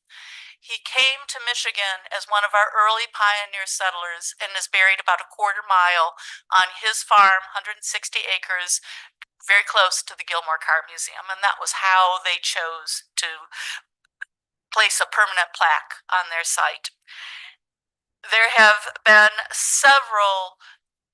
there's been much attention to several of the graves, including wreath layings of the 20 patriots of the American Revolution who moved to Michigan as early pioneer settlers. Among them, Zoeth Toby, Noadiah Graves, and Major Ezekiel Ransom. And of course, that effort to continue to recognize those 20 individuals will go on through July of 2026. Hopefully you will hear their 20 names. I bet not many of you are familiar with them, but it will give the individuals in our community a chance to say their names one more time and remember their service. Thank you. Thank you.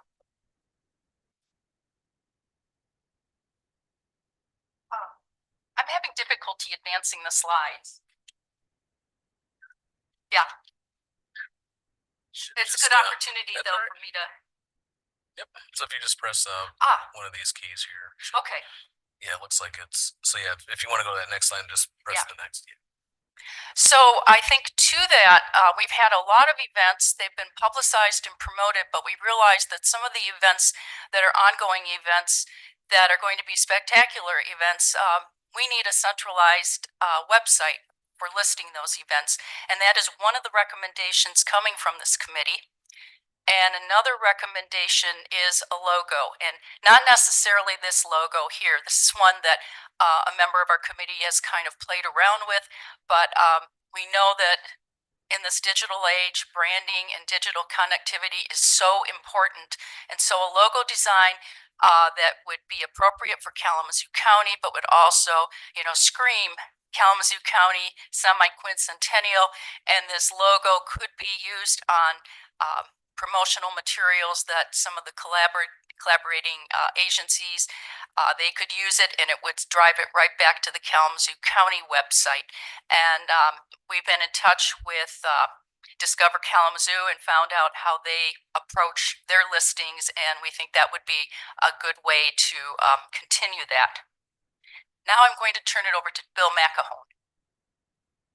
Thank you. Bill McAhone, Director of the Kalamazoo Valley Museum. I get to sort of wrap this up, but we really want to focus on we the people.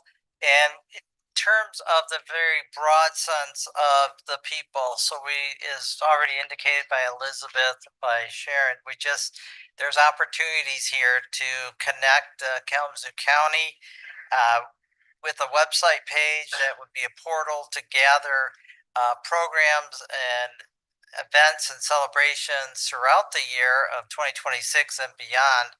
And we feel like using this as a way is to funnel those programs in, following the method that Discover Kalamazoo already uses. That way things could be could be vetted if necessary, but really just put it out there in a one place, one-stop shop place for all of this. And also just the logo idea, just again, to create an identity that we can all lean into. And, this is a celebration, we're celebrating. And in terms of making sure that this is the broadest sense, bring in those stories that haven't been shared before, just like the marker dedication out at the Gilmore Car Museum. I mean, just an amazing story about our heritage that this is the opportunity to bring this together. I too had an opportunity to celebrate the bicentennial. I was a teenager as well, and it's probably put me here tonight just because my interest in history and the great community that I get to be a part of. So with that, I think we've covered everything, and we would welcome any questions that you might have. Again, a website page something and perhaps a logo development to just tie this all together. Thank you very much for your presentation and your passion. We appreciate you taking the time with us this evening. Thank you. All right. Thank you. Thank you. All right, I'm going to move us forward to our next item. Here's some updates on the business expense reimbursement policy. We'll welcome Deputy Administrator Terrell Wolf. Welcome, Deputy Administrator. Thank you, Board Chair, Vice Chair, Vice Chair Pro Tem. It's my pleasure as I work to shut all this down. Forgive me. I'm here today to discuss and request the board's approval to revisions to the business expense reimbursement policy, an effort to modernize and in alignment with the strategic plan to also include some technology for process improvements. The travel and mileage reimbursement process, strengthen documentation standards, and clarify how in-county mileage is calculated. The original policy didn't contemplate hybrid and remote work, so this connects those dots a little bit better. So key changes in the digital submissions, electronic approvals. We're looking at different software to help with automation flows where actual physical signatures are de-emphasized, so that this policy change allows for travel and business expense vouchers. So we're not in position today, but this positions us to integrate those various technologies. Next is that receipts will be required for everything. In our current policy, the meal per diems, they were kind of generally given without that. So this is in alignment with most best practice. Next is clarifications on our mileage under hybrid and remote work. Some soft audits just demonstrated a need for some education, clarification, simplification of the policy. And in this case, the simple way to say it is the expectation is that you come to work every day, that mileage is deducted from your total mileage of that day. So it cleans it up for a lot of folks about the if, but when, and I start here is just very clear, as if you were to come to your home base location. So wherever your county mail comes, that is your official location. So no matter where you are and where you start, you're expected to come every day. If it's 10 miles, then it's 20 miles out of your total. That is reduced because that is in alignment with the IRS and the GSA. So our policy is in alignment with that and just kind of closing a little loop that we had. And then also there's a small language update in 4.05, which is also about modernization. We have items like the telegraph, and in terms of transportation, we didn't contemplate Uber. And again, with GSA, they have an agreement with Uber in terms of how you get reimbursement. So it's just modernizing some of the language. And so for brevity, I will leave it there and open for any questions that you may have. Commissioner Gisler. Chair. Terrell, I've had an Uber account for a long time, but I've never used the service anywhere, including here. Is Uber for real in Kalamazoo County? I will tell you it is. Now, is it robust? No, sir, it is not. I don't know what you have particularly going on, but if you want to earn money on the side, they could use you. I do have a new car. Thank you.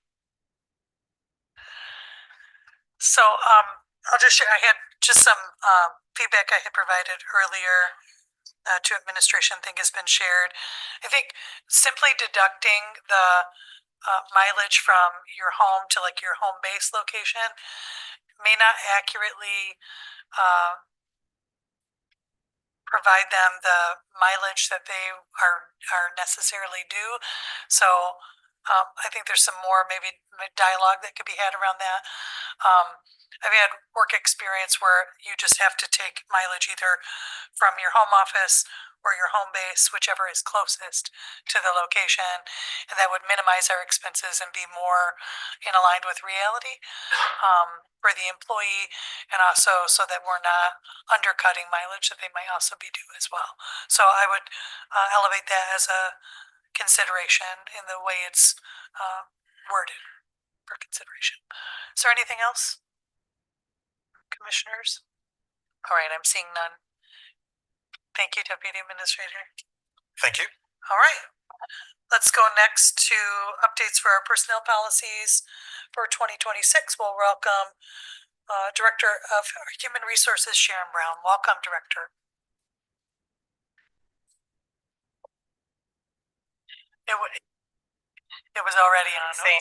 This is my first time getting to address you, so hello, welcome, Chair, Pro-Chair, Pro-Chair. I don't have it memorized, I'm sorry. But it's good to see all of you. Thank you. To be quick about it, I'm just bringing a few policy updates to you, and I'll take care of this item and the next one both.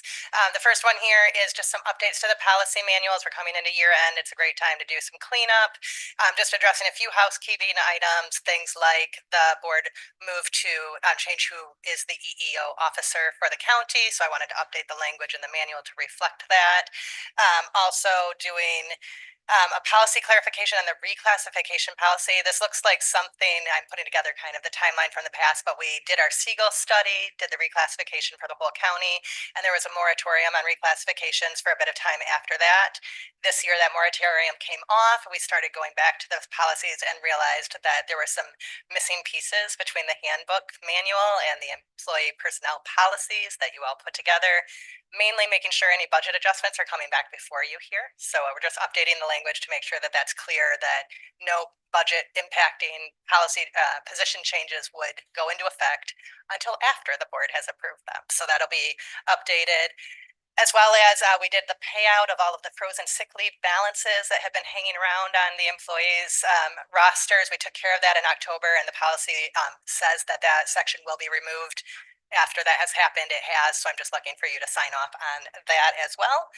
And then the last bit of housekeeping was just some no longer relevant date language policies that went into effect effective January 1st, 2022 or 2023. They are now just policy. The effective date is sort of confusing when you look at it. It applies to everyone. Those are just the dates that they went into effect in the past. So just some cleanup there. The couple of changes I'm asking for you to approve that actually are changes would be one, the policy that I worked on along with corporate counsel to give guidance to our elected officials about how they can handle it if they want to use their independent authority to close their offices separate from the county doing a full closure, and how we will handle compensation for their employees in that. You all were here for all of that. I wasn't, but you know that there was some lack of guidance. So this policy clarifies that for everyone so there's no more confusion. And then the last bit is to just specifically add pregnancy loss as a covered benefit under our bereavement policy.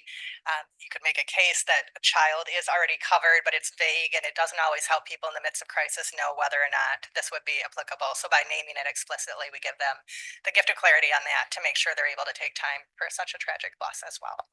So those are the policy updates I bring to you here. Any questions on those? Any questions from commissioners?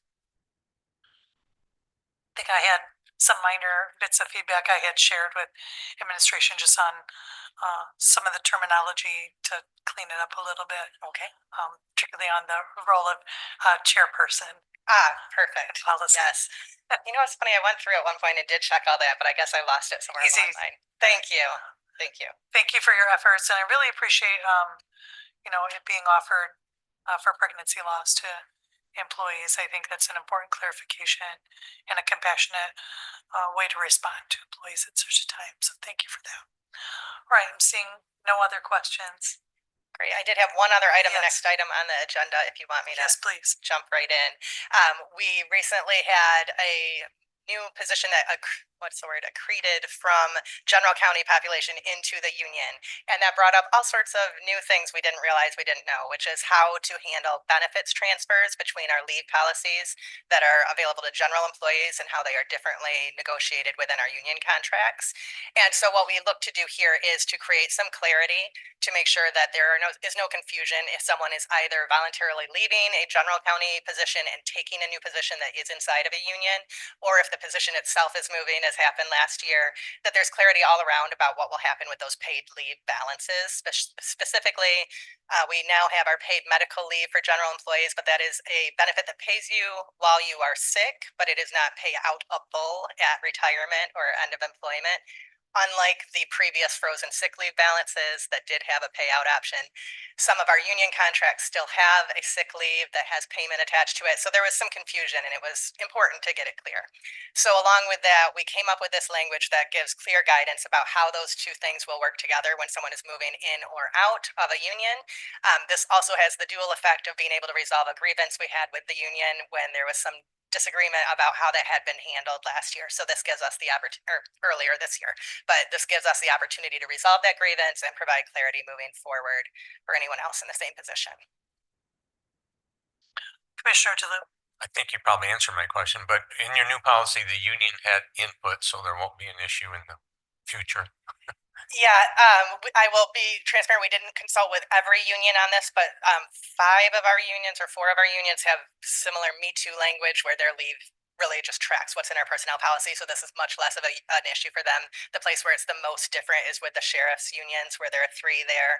The grievance came from within that, one of the unions there. And so it has run through that union. This language is not really up to the discretion of the unions because it's the county deciding how we will handle our leave policies. And so the unions then could make changes within their own negotiations about how they want to do leave on their side. But this really is talking about what we will adopt as general employees if you come into general employment from a previous bargaining unit, what we will accept as your balance coming in, and also what we're willing to pay out and give out as you are leaving to go into general employment. So not all 3 unions looked at it specifically. I believe it's well known within the sheriff's department that this was being under discussion, but I did not speak with each individual union as part of this. Specifically with the one that had the grievance, this was put together to resolve that. Vice Chair and then Commissioner Kistler. Yeah, this talks about I think it's good to clarify and tighten this up, but it talks about an individual going from one position into another position that happens to be a union position. I take it that this does not apply to if, say, the clerks or the court clerks or some other group of employees decides to unionize. That would be negotiated, and this would be our starting position? Correct. Yeah, there's a lot more complication to that. So if a new group were to unionize, that would be its own process of getting identified as a bargaining agreement, coming up with a negotiation for their first contract. And that would in some ways track separately from this, because again, this is guidance for the county policies and benefits that we here do have ultimate say over. And so within that, our negotiation would start with, this is what we already offer. They might take the same, like several of our unions have. They may make a case that they would like a different set of benefits. This would be the guidance for how the county handles our transfer of the benefits we own or control in and out with it, but it has no say on what happens once you are within the union itself. Understood. Thank you. Commissioner Kistler. Thank you, Chair. How many bargaining units does the county deal with if we dealt with all of them? Sure, we have 7. Good pop quiz, and I knew the answer. No. You done good. Thanks. Anything further from commissioners? All right, we appreciate Thank you your so time. much. Thank you, Director. All right, we'll go to our next item 2025-15-29. This is a first reading. It's a resolution authorizing publication of notice of intent to issue the capital improvement bonds and the declaration of intent to reimburse from bond proceeds for the Kalamazoo County Event Center Assessment District for the indoor youth sports facility. I think we've been talking about this for quite some time, Vice Chair. Just one last comment, and I guess this is probably for maybe Lou, maybe Kevin could answer this. But I know that we're not charging, for instance, any sort of fee for this to collect it and to do that. Does that preclude us? And I don't recommend us doing it right away either. I think, as I stated before, getting this program off and running is probably the most important part of it. Does this preclude us from, let's say, their whatever $1 million bond that they need to do with this, the revenue far exceeds that, and they have the ability? Does this preclude us from, in the future, after looking at the first few years of finances, charging an administrative fee to do this service? Thank you, Administrator. Yes, thank you, Chair. Vice Chair, to answer your question, absolutely, I mean, the Board of Commissioners, in consultation with the Treasurer's Office, is able to collect an administrative fee on the hotel assessment. That can be determined at a later time. So it doesn't, this action is, that doesn't preclude that in the future. Yep. Any other questions? All right, I am seeing none. So we'll move next into closed session. There's a motion.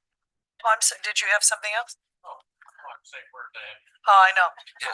She's not here, but Vice Chair. I move that we enter into closed session to further discuss the legal opinion from Corporation Counsel dated November 13th, 2025 pursuant to MCL 15.268H. Motion made by Vice Chair Taylor, supported by Vice Chair Pro Tem Hepler. Clerk, any discussion? All right, Clerk, will you please call the roll? Vice Chair Taylor, Yes. Commissioner Wheeler, Commissioner DeLu, Yes. Commissioner Gissler, Yes. Vice Chair Pro Tem Hepler, Commissioner Mazer, Yes. Commissioner Morales, Commissioner Ray, Yes. Chair Strebs. Yes. You have 8 yes. All right, then we will adjourn to closed session.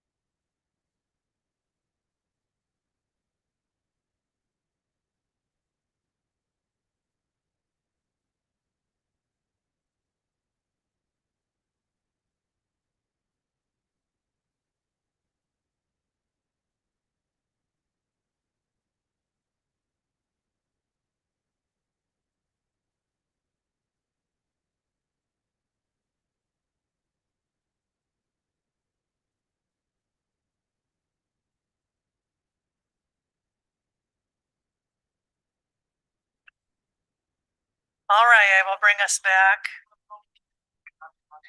Commissioner Wheeler, would you like to do the honors for us? I make a motion to come out of closed session.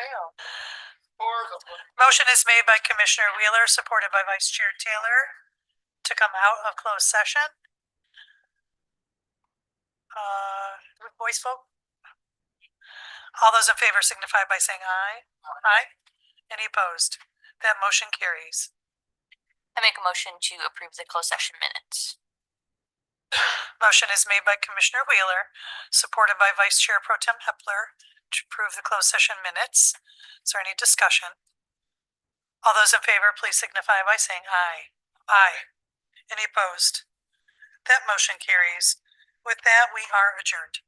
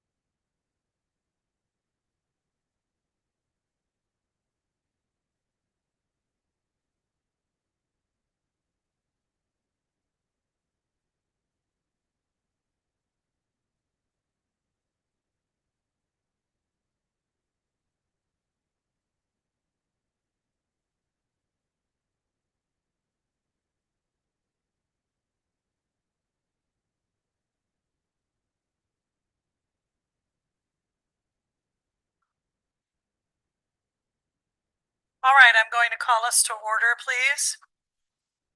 Let's come together for December 2nd, 2025 regular business meeting.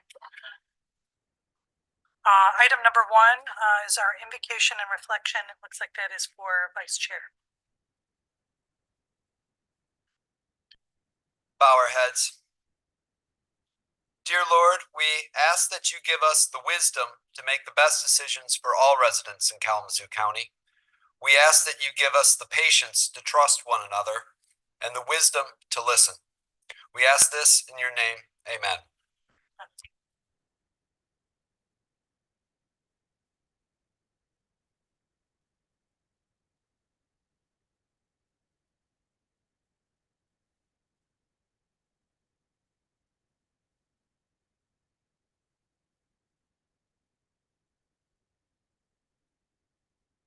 Thank you. We'll go to item 3. Clerk, will you please call the roll?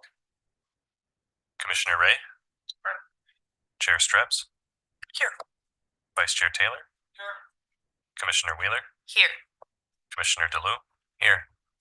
Commissioner Gissler? Here. Vice Chair Pro Tem Hepler? Here. Commissioner Mazer? Here. Commissioner Morales? You have 8 present. Thank you. All right, we'll go to item 4, proclamations. First is item 2025-1516, request for approval of a proclamation honoring Robert Salisbury for his service on the Retirement Investment Committee. So moved. Do you want me to read it or? If you'd like to.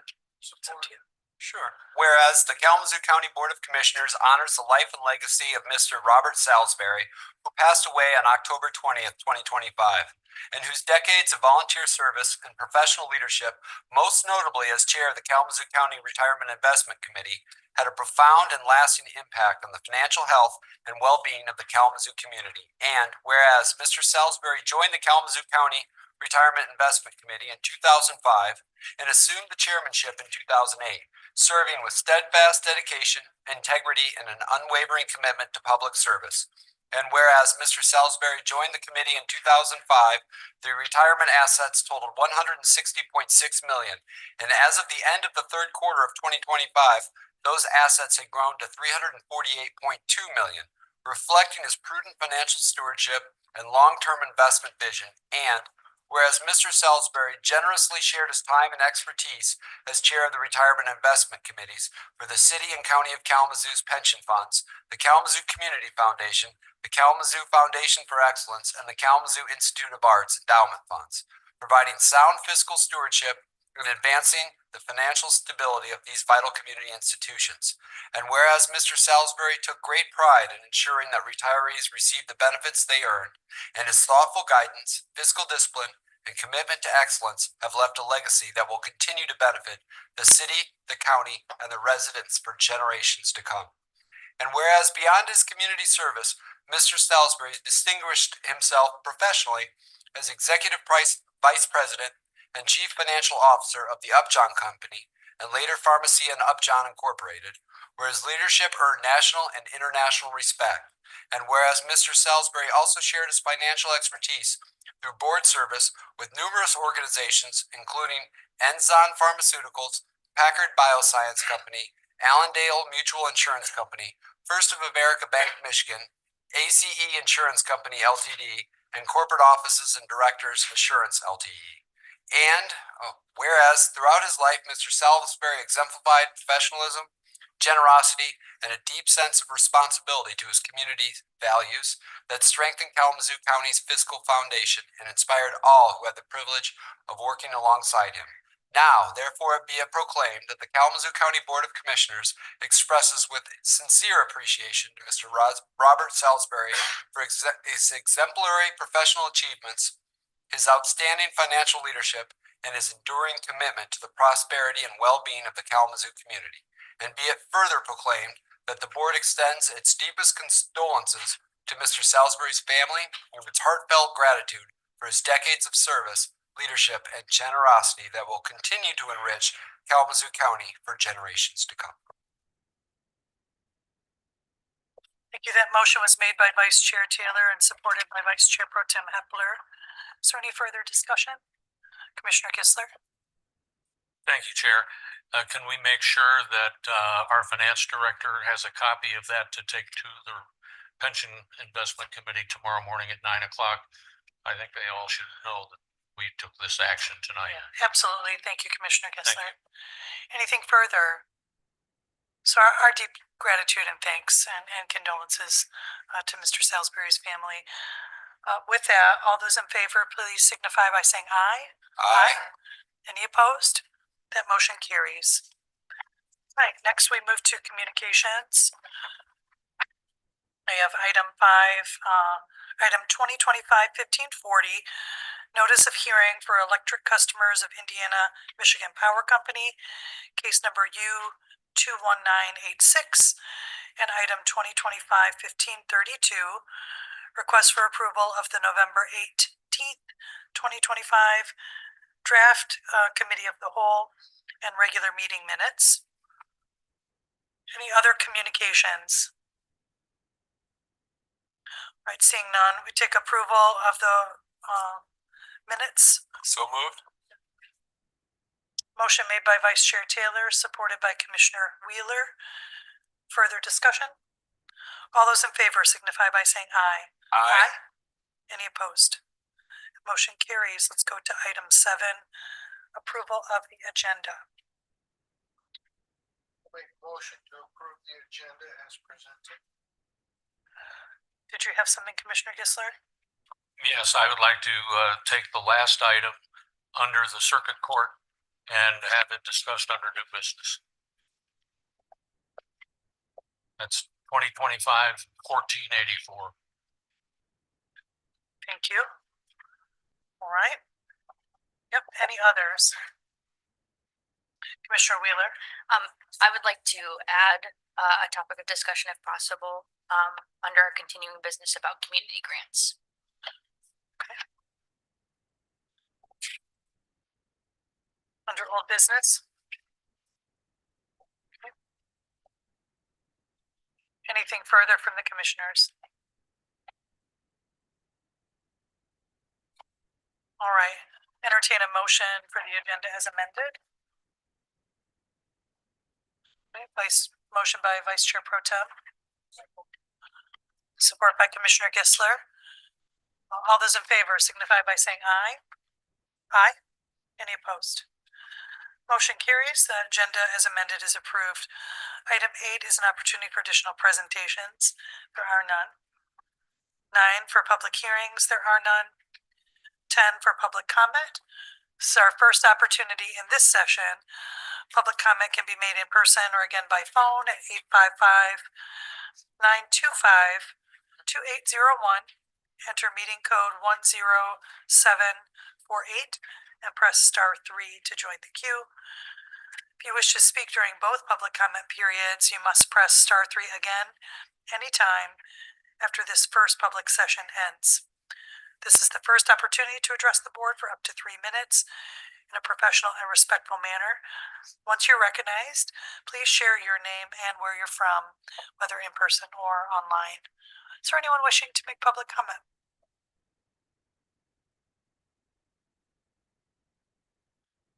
Seeing none, Administrator, is there anyone online?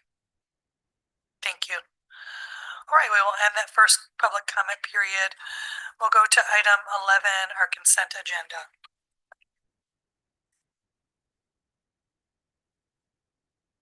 Entertain a motion for its approval. I move that we move all items on the consent agenda and be considered add one vote and be considered a consent agenda by the board.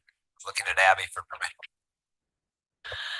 Motion is made by Vice Chair Taylor, supported by Vice Chair Pro Tem Hepler. Any further discussion? Actually, there is none on consent agenda. All those, I'm sorry, Clerk, will you please call the roll? Commissioner Gisler, Yes. Vice Chair Pro Tem Hepler, Yes. Commissioner Mazer, Yes.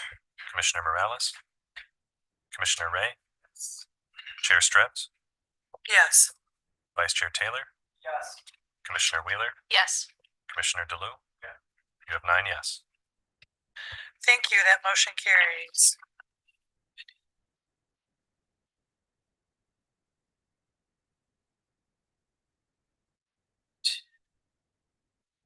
Sorry, I was just counting quick. We had a long consent agenda, so it was 31 items to my count, just approved. All right, so we will move forward to item 12, unfinished business and general orders. It's requested by Commissioner Wheeler. Further discussion on community grants. Commissioner Wheeler. Thank you, Chair. I know that Commissioner Mazur and I have received some communication from Texas Township, their supervisor, regarding us taking their funding and allocating it elsewhere. You know, I'm going to sound like Commissioner Gisler here a little bit, but the townships do make up 60% of our population. And I think it's important to note that Texas Township is going through some hardship right now. And I understand that we have a process for community grants.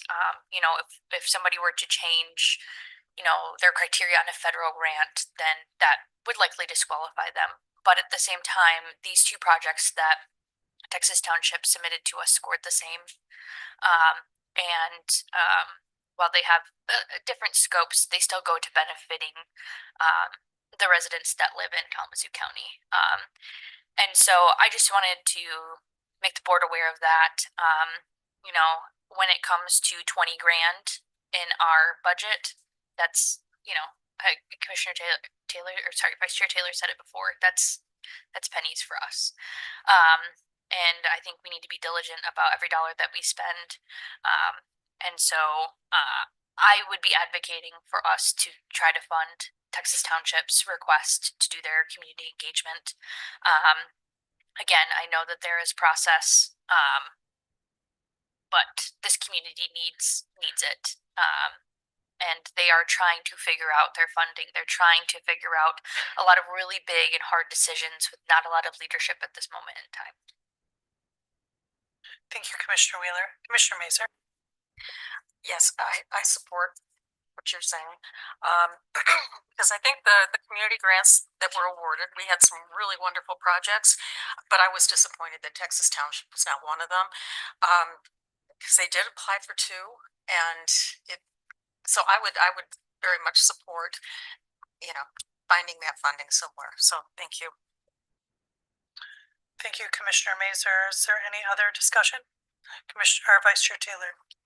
Yeah, thank you very much. And this was a tough one because our community grants go. I always wanted to put as much as we could into local municipalities, local city of Parchment and everything else. But when you apply for a grant and you apply for it at a nonprofit level, at a state level, at a federal level, even in the business community, when you apply for a loan and they're given a loan to start this business, you don't say, well, thank you for the money, I've decided to do something else with it. We scored, and I don't believe they were scored the same. I think the Trailway project scored higher than the community engagement. I could be wrong, but I'm going through this, and at least by commissioner's count, it scored higher on the community trail project. If Texas Township wants $30,000 to do a community trail, as we originally awarded them the grant, and that grant beat out lots of other grants that applied. I think there were 80 different organizations that did it, and we scored it based on what us as commissioners want as community needs. But to take the money and then say, this is a blank check, I'm going to use it for another purpose, and it disregards the scoring process. I think it's not, we can get over it as commissioners, but I believe it's disrespectful for us as commissioners to go through that scoring process and then have something that didn't score higher and say, well, we want to use the money for something different than what we originally applied for. And most importantly, I find it disrespectful to all the other groups that applied for that $400,000. There was a lot of different organizations that applied for that, organizations that put people in beds and in the cold, help the most vulnerable in our community. And we scored that, at least my opinion, we scored that in a way that we saw the Parks Trail as something that would benefit the whole community, whereas the community engagement process benefited the residents of Texas Township and help that government make informed decisions. And if that's something that they want to do, then I think they should go ahead and do that, use their fund balance to do that. We were told that they would no longer be able to use that $30,000 for the trail.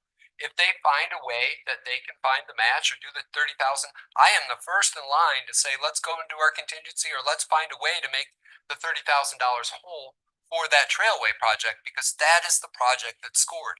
You can't go to the federal government or the state government and say, I've received a grant for this, but I'm going to use it for that.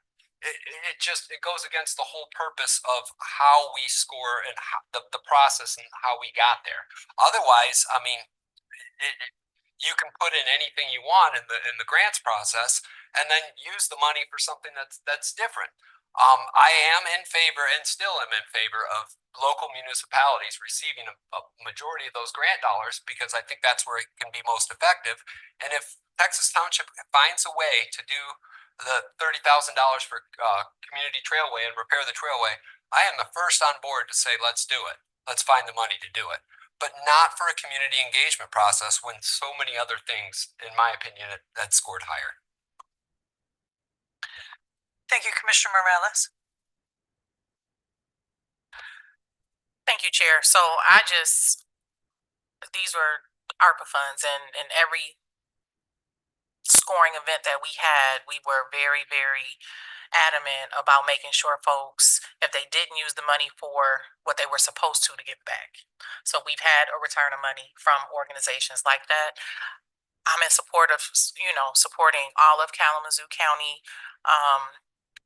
But I am more in support of us being transparent and not taking favoritism towards the city of Kalamazoo, the city of Portage, or what we should be doing for different municipalities. For me, if the money is going to the community for the good and that's what you filled it out for, let's do it. But I think we need to stand firm on transparency, and if someone says I need the money for this, that they're actually using it for it. So I understand the frustration, as Vice Chair mentioned, in any other instance or any grant that you apply for, unless it's open-ended and it's in the contractual agreement that you could do what you want, then I think we need to be firm, just so we don't get backlash from other entities. And for that committee that worked hard on the scoring, it's a tedious process to go through all those applications and do it. So, I feel for Texas Township, but we have to stay consistent on how we score and how we reflect transparency through our county. Thank you.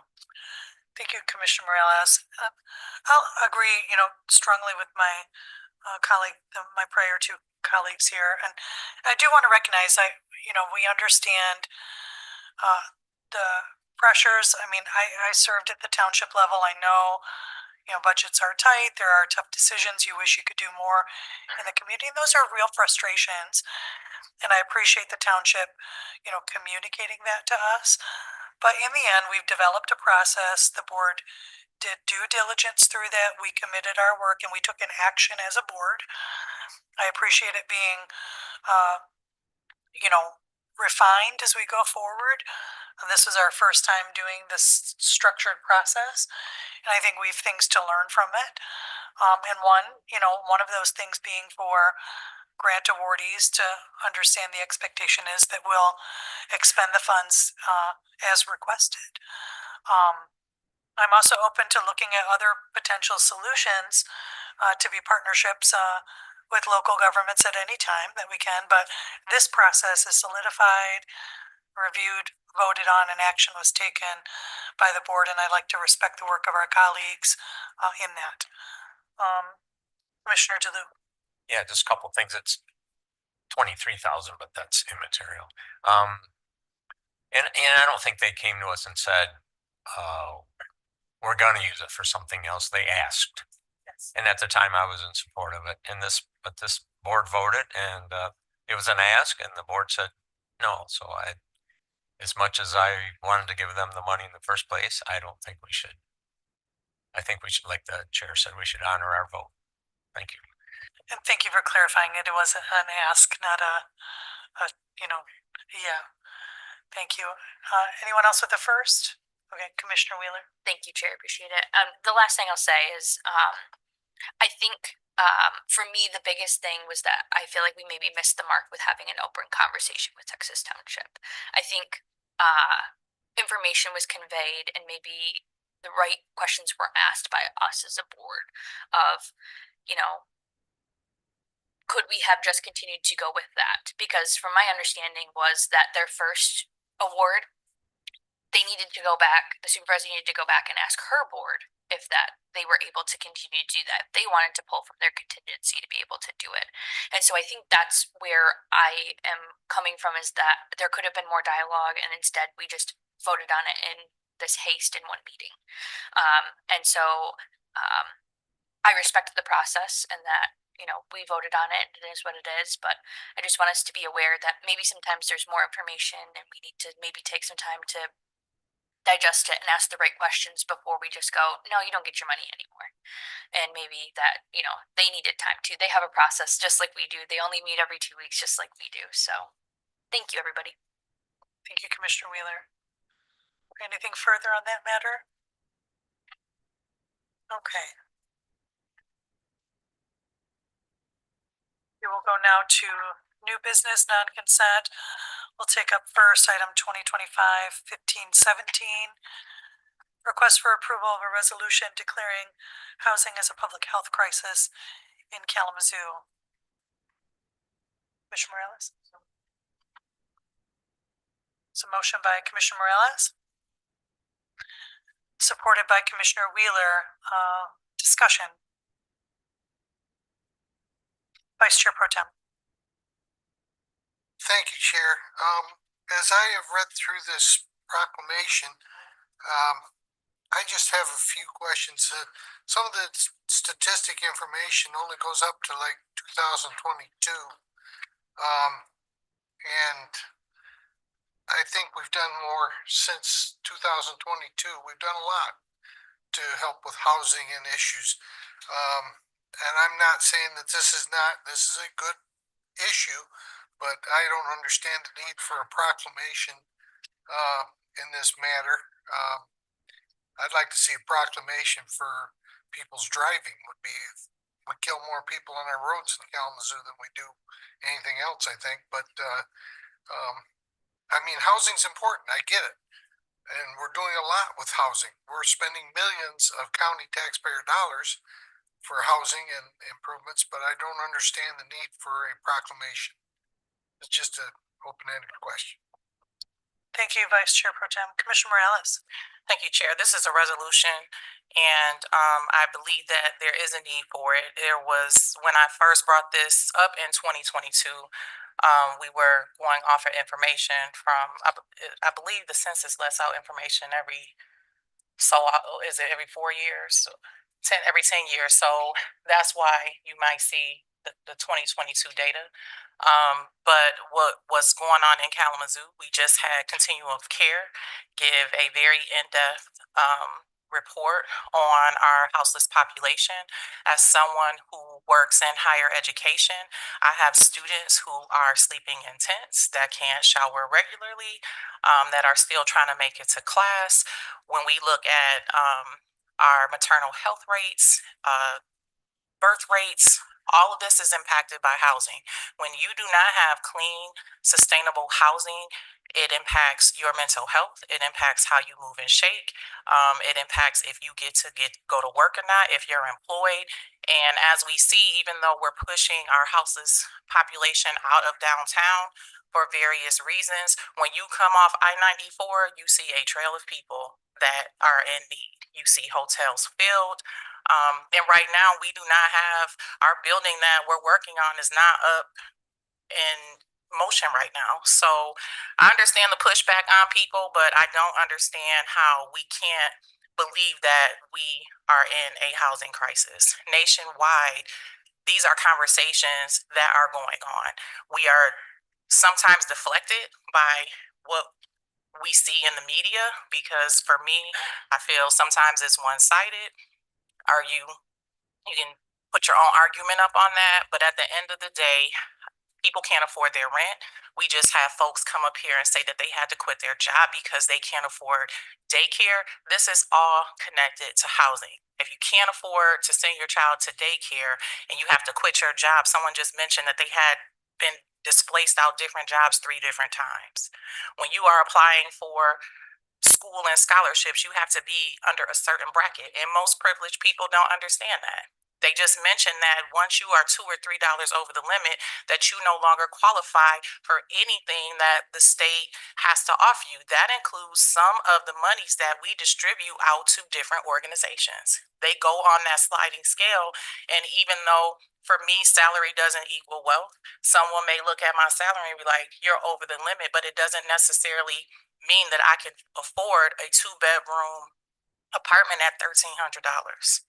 So digging deeper into the data, understanding that agencies their funding has been cut, and there are several eviction notices. If we really want to dig deep into this housing crisis, reach out to Chief Judge Jagir and see how many evictions that they go through daily. Ask the sheriff how many times he has to put signs on folks' door because they can't afford their rent or they have lost their homes to foreclosure. So again, it's a resolution. It's necessary. We wouldn't be doing half of the things that we're doing for Kalamazoo County if this wasn't an issue. Thank you. Thank you, Commissioner Morales. Others? All right, I just want to, I'm sorry, go ahead, Vice Chair. Really quick, this is a resolution and a proclamation. I look at it as a proclamation of our values. What we really can do with our values is what we vote on, what we fund, what we don't fund. There's no better testament to what an organization or what a community's values are than their budget. That's the proof is in the pudding. The reason I'm supporting this is because I think it'd be good for me and probably all commissioners to read it about every 2 or 3 months. Go through it and reread it as we go through our motion. This on its own it's a proclamation. It's a piece of paper. But I think it's a testament to what we're trying to do. And while I think this is important, I think what was more important is the work that we do up here to reflect what is written down here. Thank you, Vice Chair. And I'll agree with that as well. And I want to thank Commissioner Morales for her work and advocacy on this as a formal proclamation. I think, points already stated, there are portions of our community that have a 10-year shorter life expectancy than just a few blocks away or mile away. That is about the condition of the lived environment. And housing is a significant social determinant of health. One of the things that this does, and this board has been working hard to both invest in affordable housing and refine how we do that to reach the people most impacted. And I think we have very important work coming in front of us to try to target that in a more direct way that will be in future discussions. But this also, with Commissioner Morales's foresight here, challenges our health department and our housing department to collaborate together, which they haven't been in ongoing dialogue. And now they are charged to do that. And they had some initial discussions as we refined some of the language here, but this challenges them to provide us an annual report together collectively about what is this impact having. And there will be a number of data sets that they can use to help inform that work, from what we're doing, the housing millage to the community needs assessments that we'll see, maternal infant health data, etc. So I'm happy to see this move forward and hope that we see it prevail tonight. Anything further? All right, seeing none, Clerk, will you please call the roll? Vice Chair Pro Tem Hepler.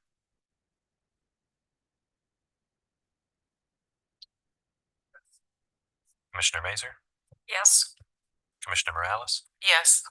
Commissioner Ray, Yes. Chair Streps, Yes. Vice Chair Taylor, Yes. Commissioner Wheeler, Yes. Commissioner DeLue, Yeah. Commissioner Gissler. No. You have 8 yes. Thank you. That motion carries. Right. And we'll go back to the item 2025-1484, moved by Commissioner Gisler. This was a request for the elimination of a 0.5 FTE problem-solving court case coordinator. Commissioner Gisler, well, actually, let's entertain a motion first. So moved. Support. Motion is made by Vice Chair Taylor, supported by Vice Chair Pro Tem Hepler. Now open for discussion. Commissioner Gisler. Excuse me. Thank you, Chair. Yes, I'm a big fan of the problem-solving courts, and I would like to have some assurances that this does not mean there will be fewer people in those courts being well served, that the elimination of 1/2 FTE as a case coordinator is something we can live with.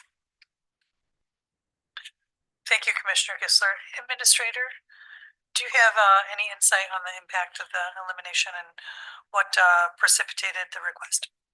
Yes, Chair. Thank you for the opportunity. Commissioner Gisler and Commissioners, this request was prompted due to some funding that was reduced from a grant that they received. So it was reduced. It was a half-time position, and the grant was actually reduced by 0.25. So now it left them with a quarter-time position, and they needed to reduce the funding of that position to align with the new award.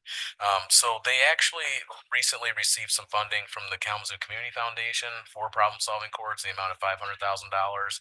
I believe the board accepted that grant sometime in October from the Kalamazoo Community Foundation. So we've been told that operations should continue as normal in the circuit court for problem-solving courts specifically, and I think you can be rest assured that they'll continue that several of those programs that exist today. Thank you for that clarification. Any further discussion? All right, all those in favor signify by saying aye. Aye. Any opposed? That motion carries. All right, that brings us to the end of new business. We'll move to item 14, which is our second opportunity for public comment.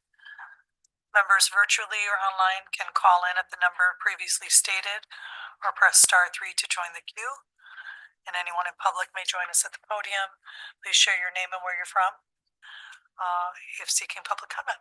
Is there anyone wishing to make comment? Seeing none, is there anyone online? Thank you, Administrator. All right, we will end that second public comment opportunity. We'll go to item 15, reports of officers, bodies, administrator, and controller. So I just want to share a quick thanks to Commissioner Ray for her work and leadership on the Women Who Lead food drive. Commissioner Ray really spearheaded, that entire, you did a great job. Commissioner Ray, helped organize families, food. I mean, it was very well done, and I appreciated being able to participate in it. But I was, what's the word I'm looking for? Just really impressed with your organizational skills. I know all of that about you anyway, but seeing in action all the good that you do like that in the community, I just want to thank you. And other female elected officials who participated, Commissioner Wheeler and Morales, that helped to raise funds for the effort as well. I appreciate all of that support from the community. And with that, that's my comments for this evening. Vice Chair. Thank you. One of the things that we did tonight in our consent agenda, which is going to have long-term financial impacts to the county, but it was necessary that we did do that, was the reclassifications that we did for our judicial aides, the court clerks, other reclassifications in there. We strive to be at the market level, and quite frankly, a little bit above market level, because that's how we retain and attract the best talent. This is going to have impacts in future budget years, so that people are aware of that. But it is something that needs to be done and puts those court clerks in alignment with other communities of similar size and other courts.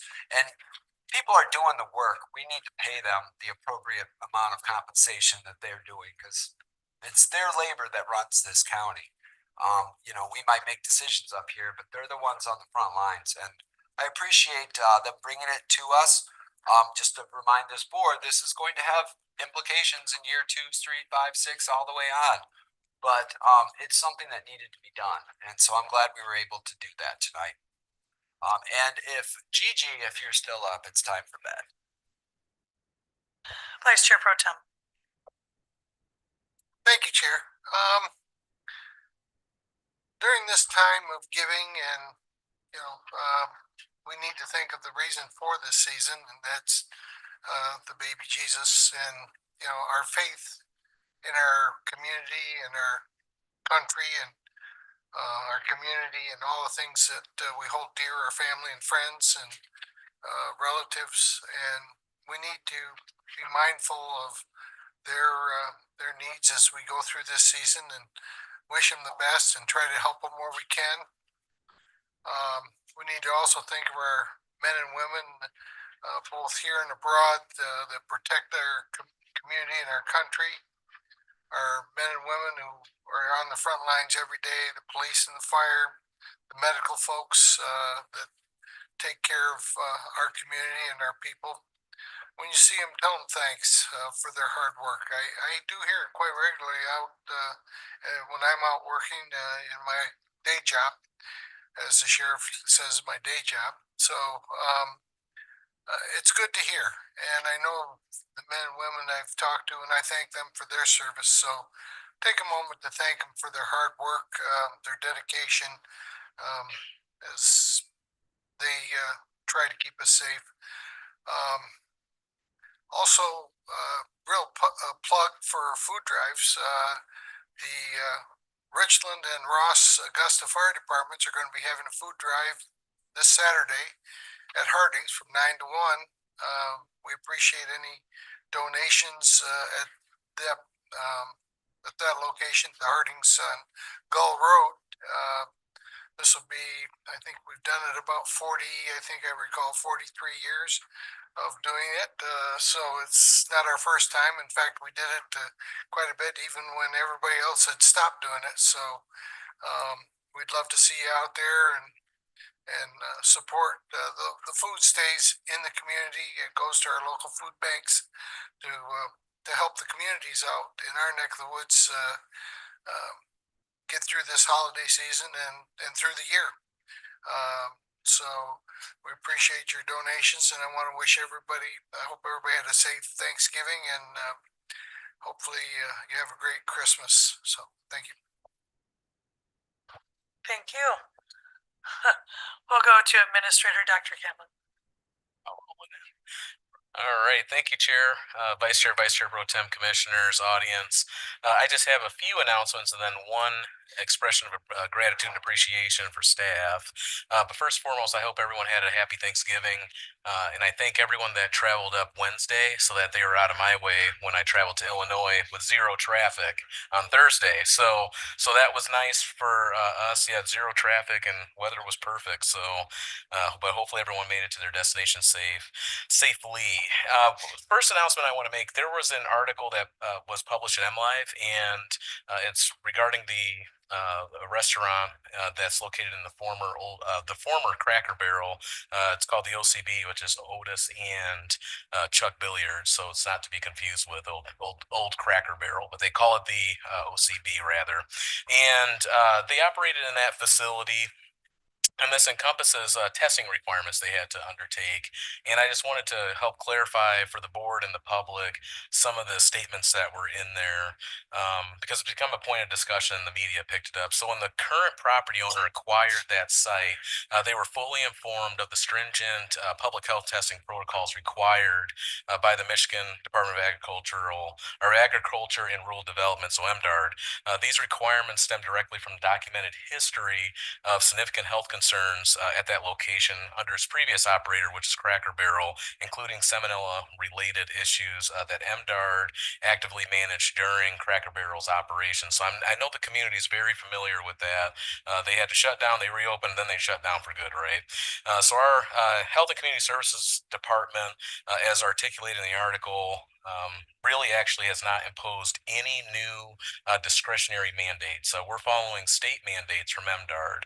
And so instead they've been implementing those state mandated protocols to remain in place due to a few things. One, the prior contamination history associated with that property, the need for heightened public health safeguards, and MDARD's regulatory oversight and ongoing requirements. And this obligation was really imposed to ensure that the public ensures food is safe, and then prevention efforts are in place while that building was undergoing testing. So while the testing, as articulated in the article, is very costly, these measures ensure really a single purpose, ensuring that protecting public health is above board, and the county has acted in full compliance with the MDARD stipulations. And so it's unfortunate that this business had to unfortunately close, the new business that took over the former Cracker Barrel location, but those testing requirements are in place to ensure public safety is and health is top of mind and always in front of us. So just wanted to dispel some of that language in that article. I do want to share just a couple updates related to RFPs that were published. So one, the administration building design RFP has been published. Proposals are due on December 18th this month, and obviously it's to secure a comprehensive design, engineering, and construction phase services for the new construction of the administration building. So it's a major step in a long-term facility strategy and modernizing the county's administrative footprint. The next one, and we talked about this last meeting, and we've moved in the right direction. We've moved the needle on this. We published the I just call it the Carnival Services RFP for the fair. So those proposals are due on December 23rd this month, and there is the scope is identifying a qualified carnival provider to deliver full service amusement midway, including ride and attractions, game and concessions, appropriate equipment and staffing, and then full compliance with operational safety and regulatory standards. And so we look forward to that solicitation and bringing back a recommendation to the board to move that project forward. And then lastly, I just want to give appreciation to a lot of staff. There's a lot of work that goes into creating these packets. They're massive packets, a lot of information.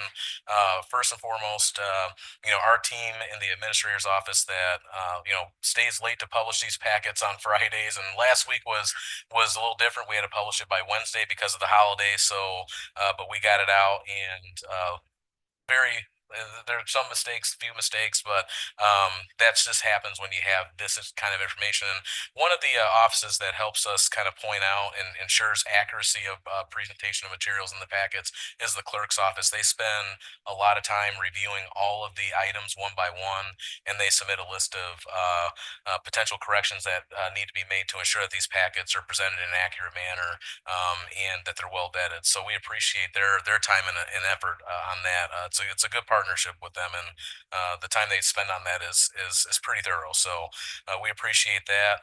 And again, we just appreciate the board taking the time to review the packets and providing us feedback, asking questions before the meeting. That's always helpful. We're always willing to answer them on the spot too.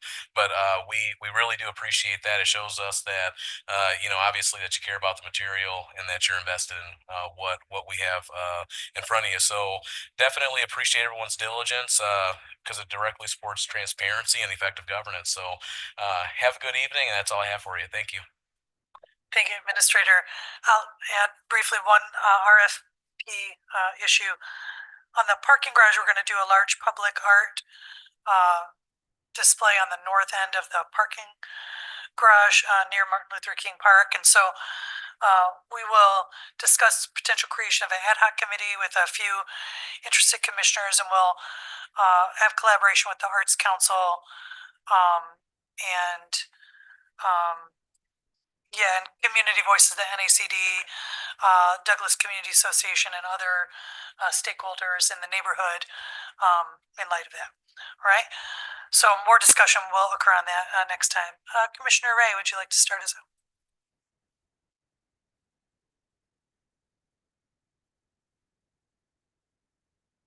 Commissioner Wheeler. Thanks, Chair. I'm glad that we're going to engage the Public Arts Commission. I sit with them and have been talking to some of the folks on there, and they want to engage with the county board some more. So I look forward to maybe in the new year seeing them coming and giving us a quick little presentation. And we are still looking for a historian to sit on that board. So if anybody knows a local historian, encourage them to apply. Thanks. Commissioner Morales. Thank you, Chair. Thank you, Commissioner Ray, for putting together the food drive, and thank you to everyone who donated. We did meet did we meet our goal? Kind of, yeah. We exceeded our goal. Thank you.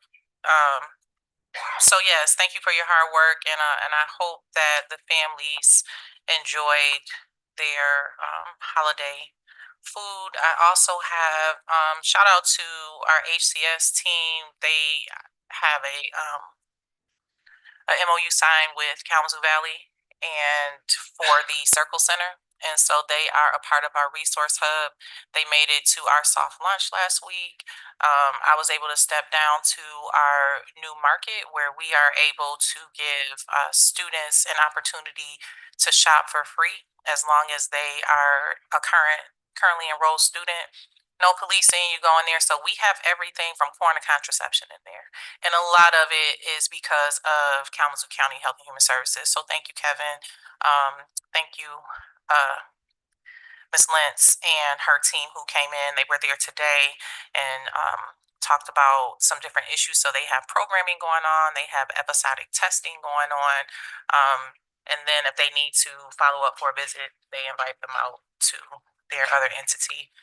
Thank you all who supported the resolution/proclamation with identifying that housing is a public health crisis. I really hope that, you know, in the future, this board, everyone will agree that the work is never done. And this is a really, really hard issue that we need to tackle. I look forward to Director Balkema's work, to how our dollars are going to support this community and make it thrive. And again, for the reclassification, you know, where there is funding at, I want to make sure that our staff, they're happy and that they can pay their bills. So I never want anyone under our purview to have to decide between food and paying their rent or their mortgage. So thank you all and have a good night. Thank you, Commissioner Mazer. I just have one thing. I'd just like to say, make Kalamazoo a place to live, work, and play. Thank you. Thank you, Commissioner Mazer. Couldn't let a meeting go by. Commissioner Gisler. Now Dale's not going to have anything to say. I have 3 items. One, I voted against the proclamation for housing as a public health thing. We've got a housing village and we're spending money like hardly any other county in the state has done. And I think that says it all, and we don't need a proclamation. Secondly, I'd like to say that, and I'm sorry that I just saw our undersheriff walk out, because I wanted to pay a compliment to both the road commission and the sheriff's office. I had a citizen that was concerned about the smell and speed and whatever else of manure trucks going down her street. And I got a hold of both the road commission and the sheriff's office, and not expecting them to be able to do much, but they both came back with some pretty decent ideas, and I fed them to the complainant, and she felt very happy that she was getting that level of attention. So the fact that they got back to me, you know, within 24 hours, I thought was really commendable, because they've got a lot of other fish to fry, and this really it helped me score points with this lady, frankly. And the last item I have is next Monday, the person who is the senior community advisor for Enbridge will be at my morning breakfast at Mark's Diner on Romance, 8:30, and we will be able to get not only an update of what Enbridge is up to, but ask any questions we want of her, and she should have good examples, good answers. Thank you. Thank you, Commissioner Gissler. Commissioner DeLuke? I had something to say, but Wendy stole my thunder, so I don't have anything, so thank you. Yep, thank you. Let's see, with that, we are now adjourned.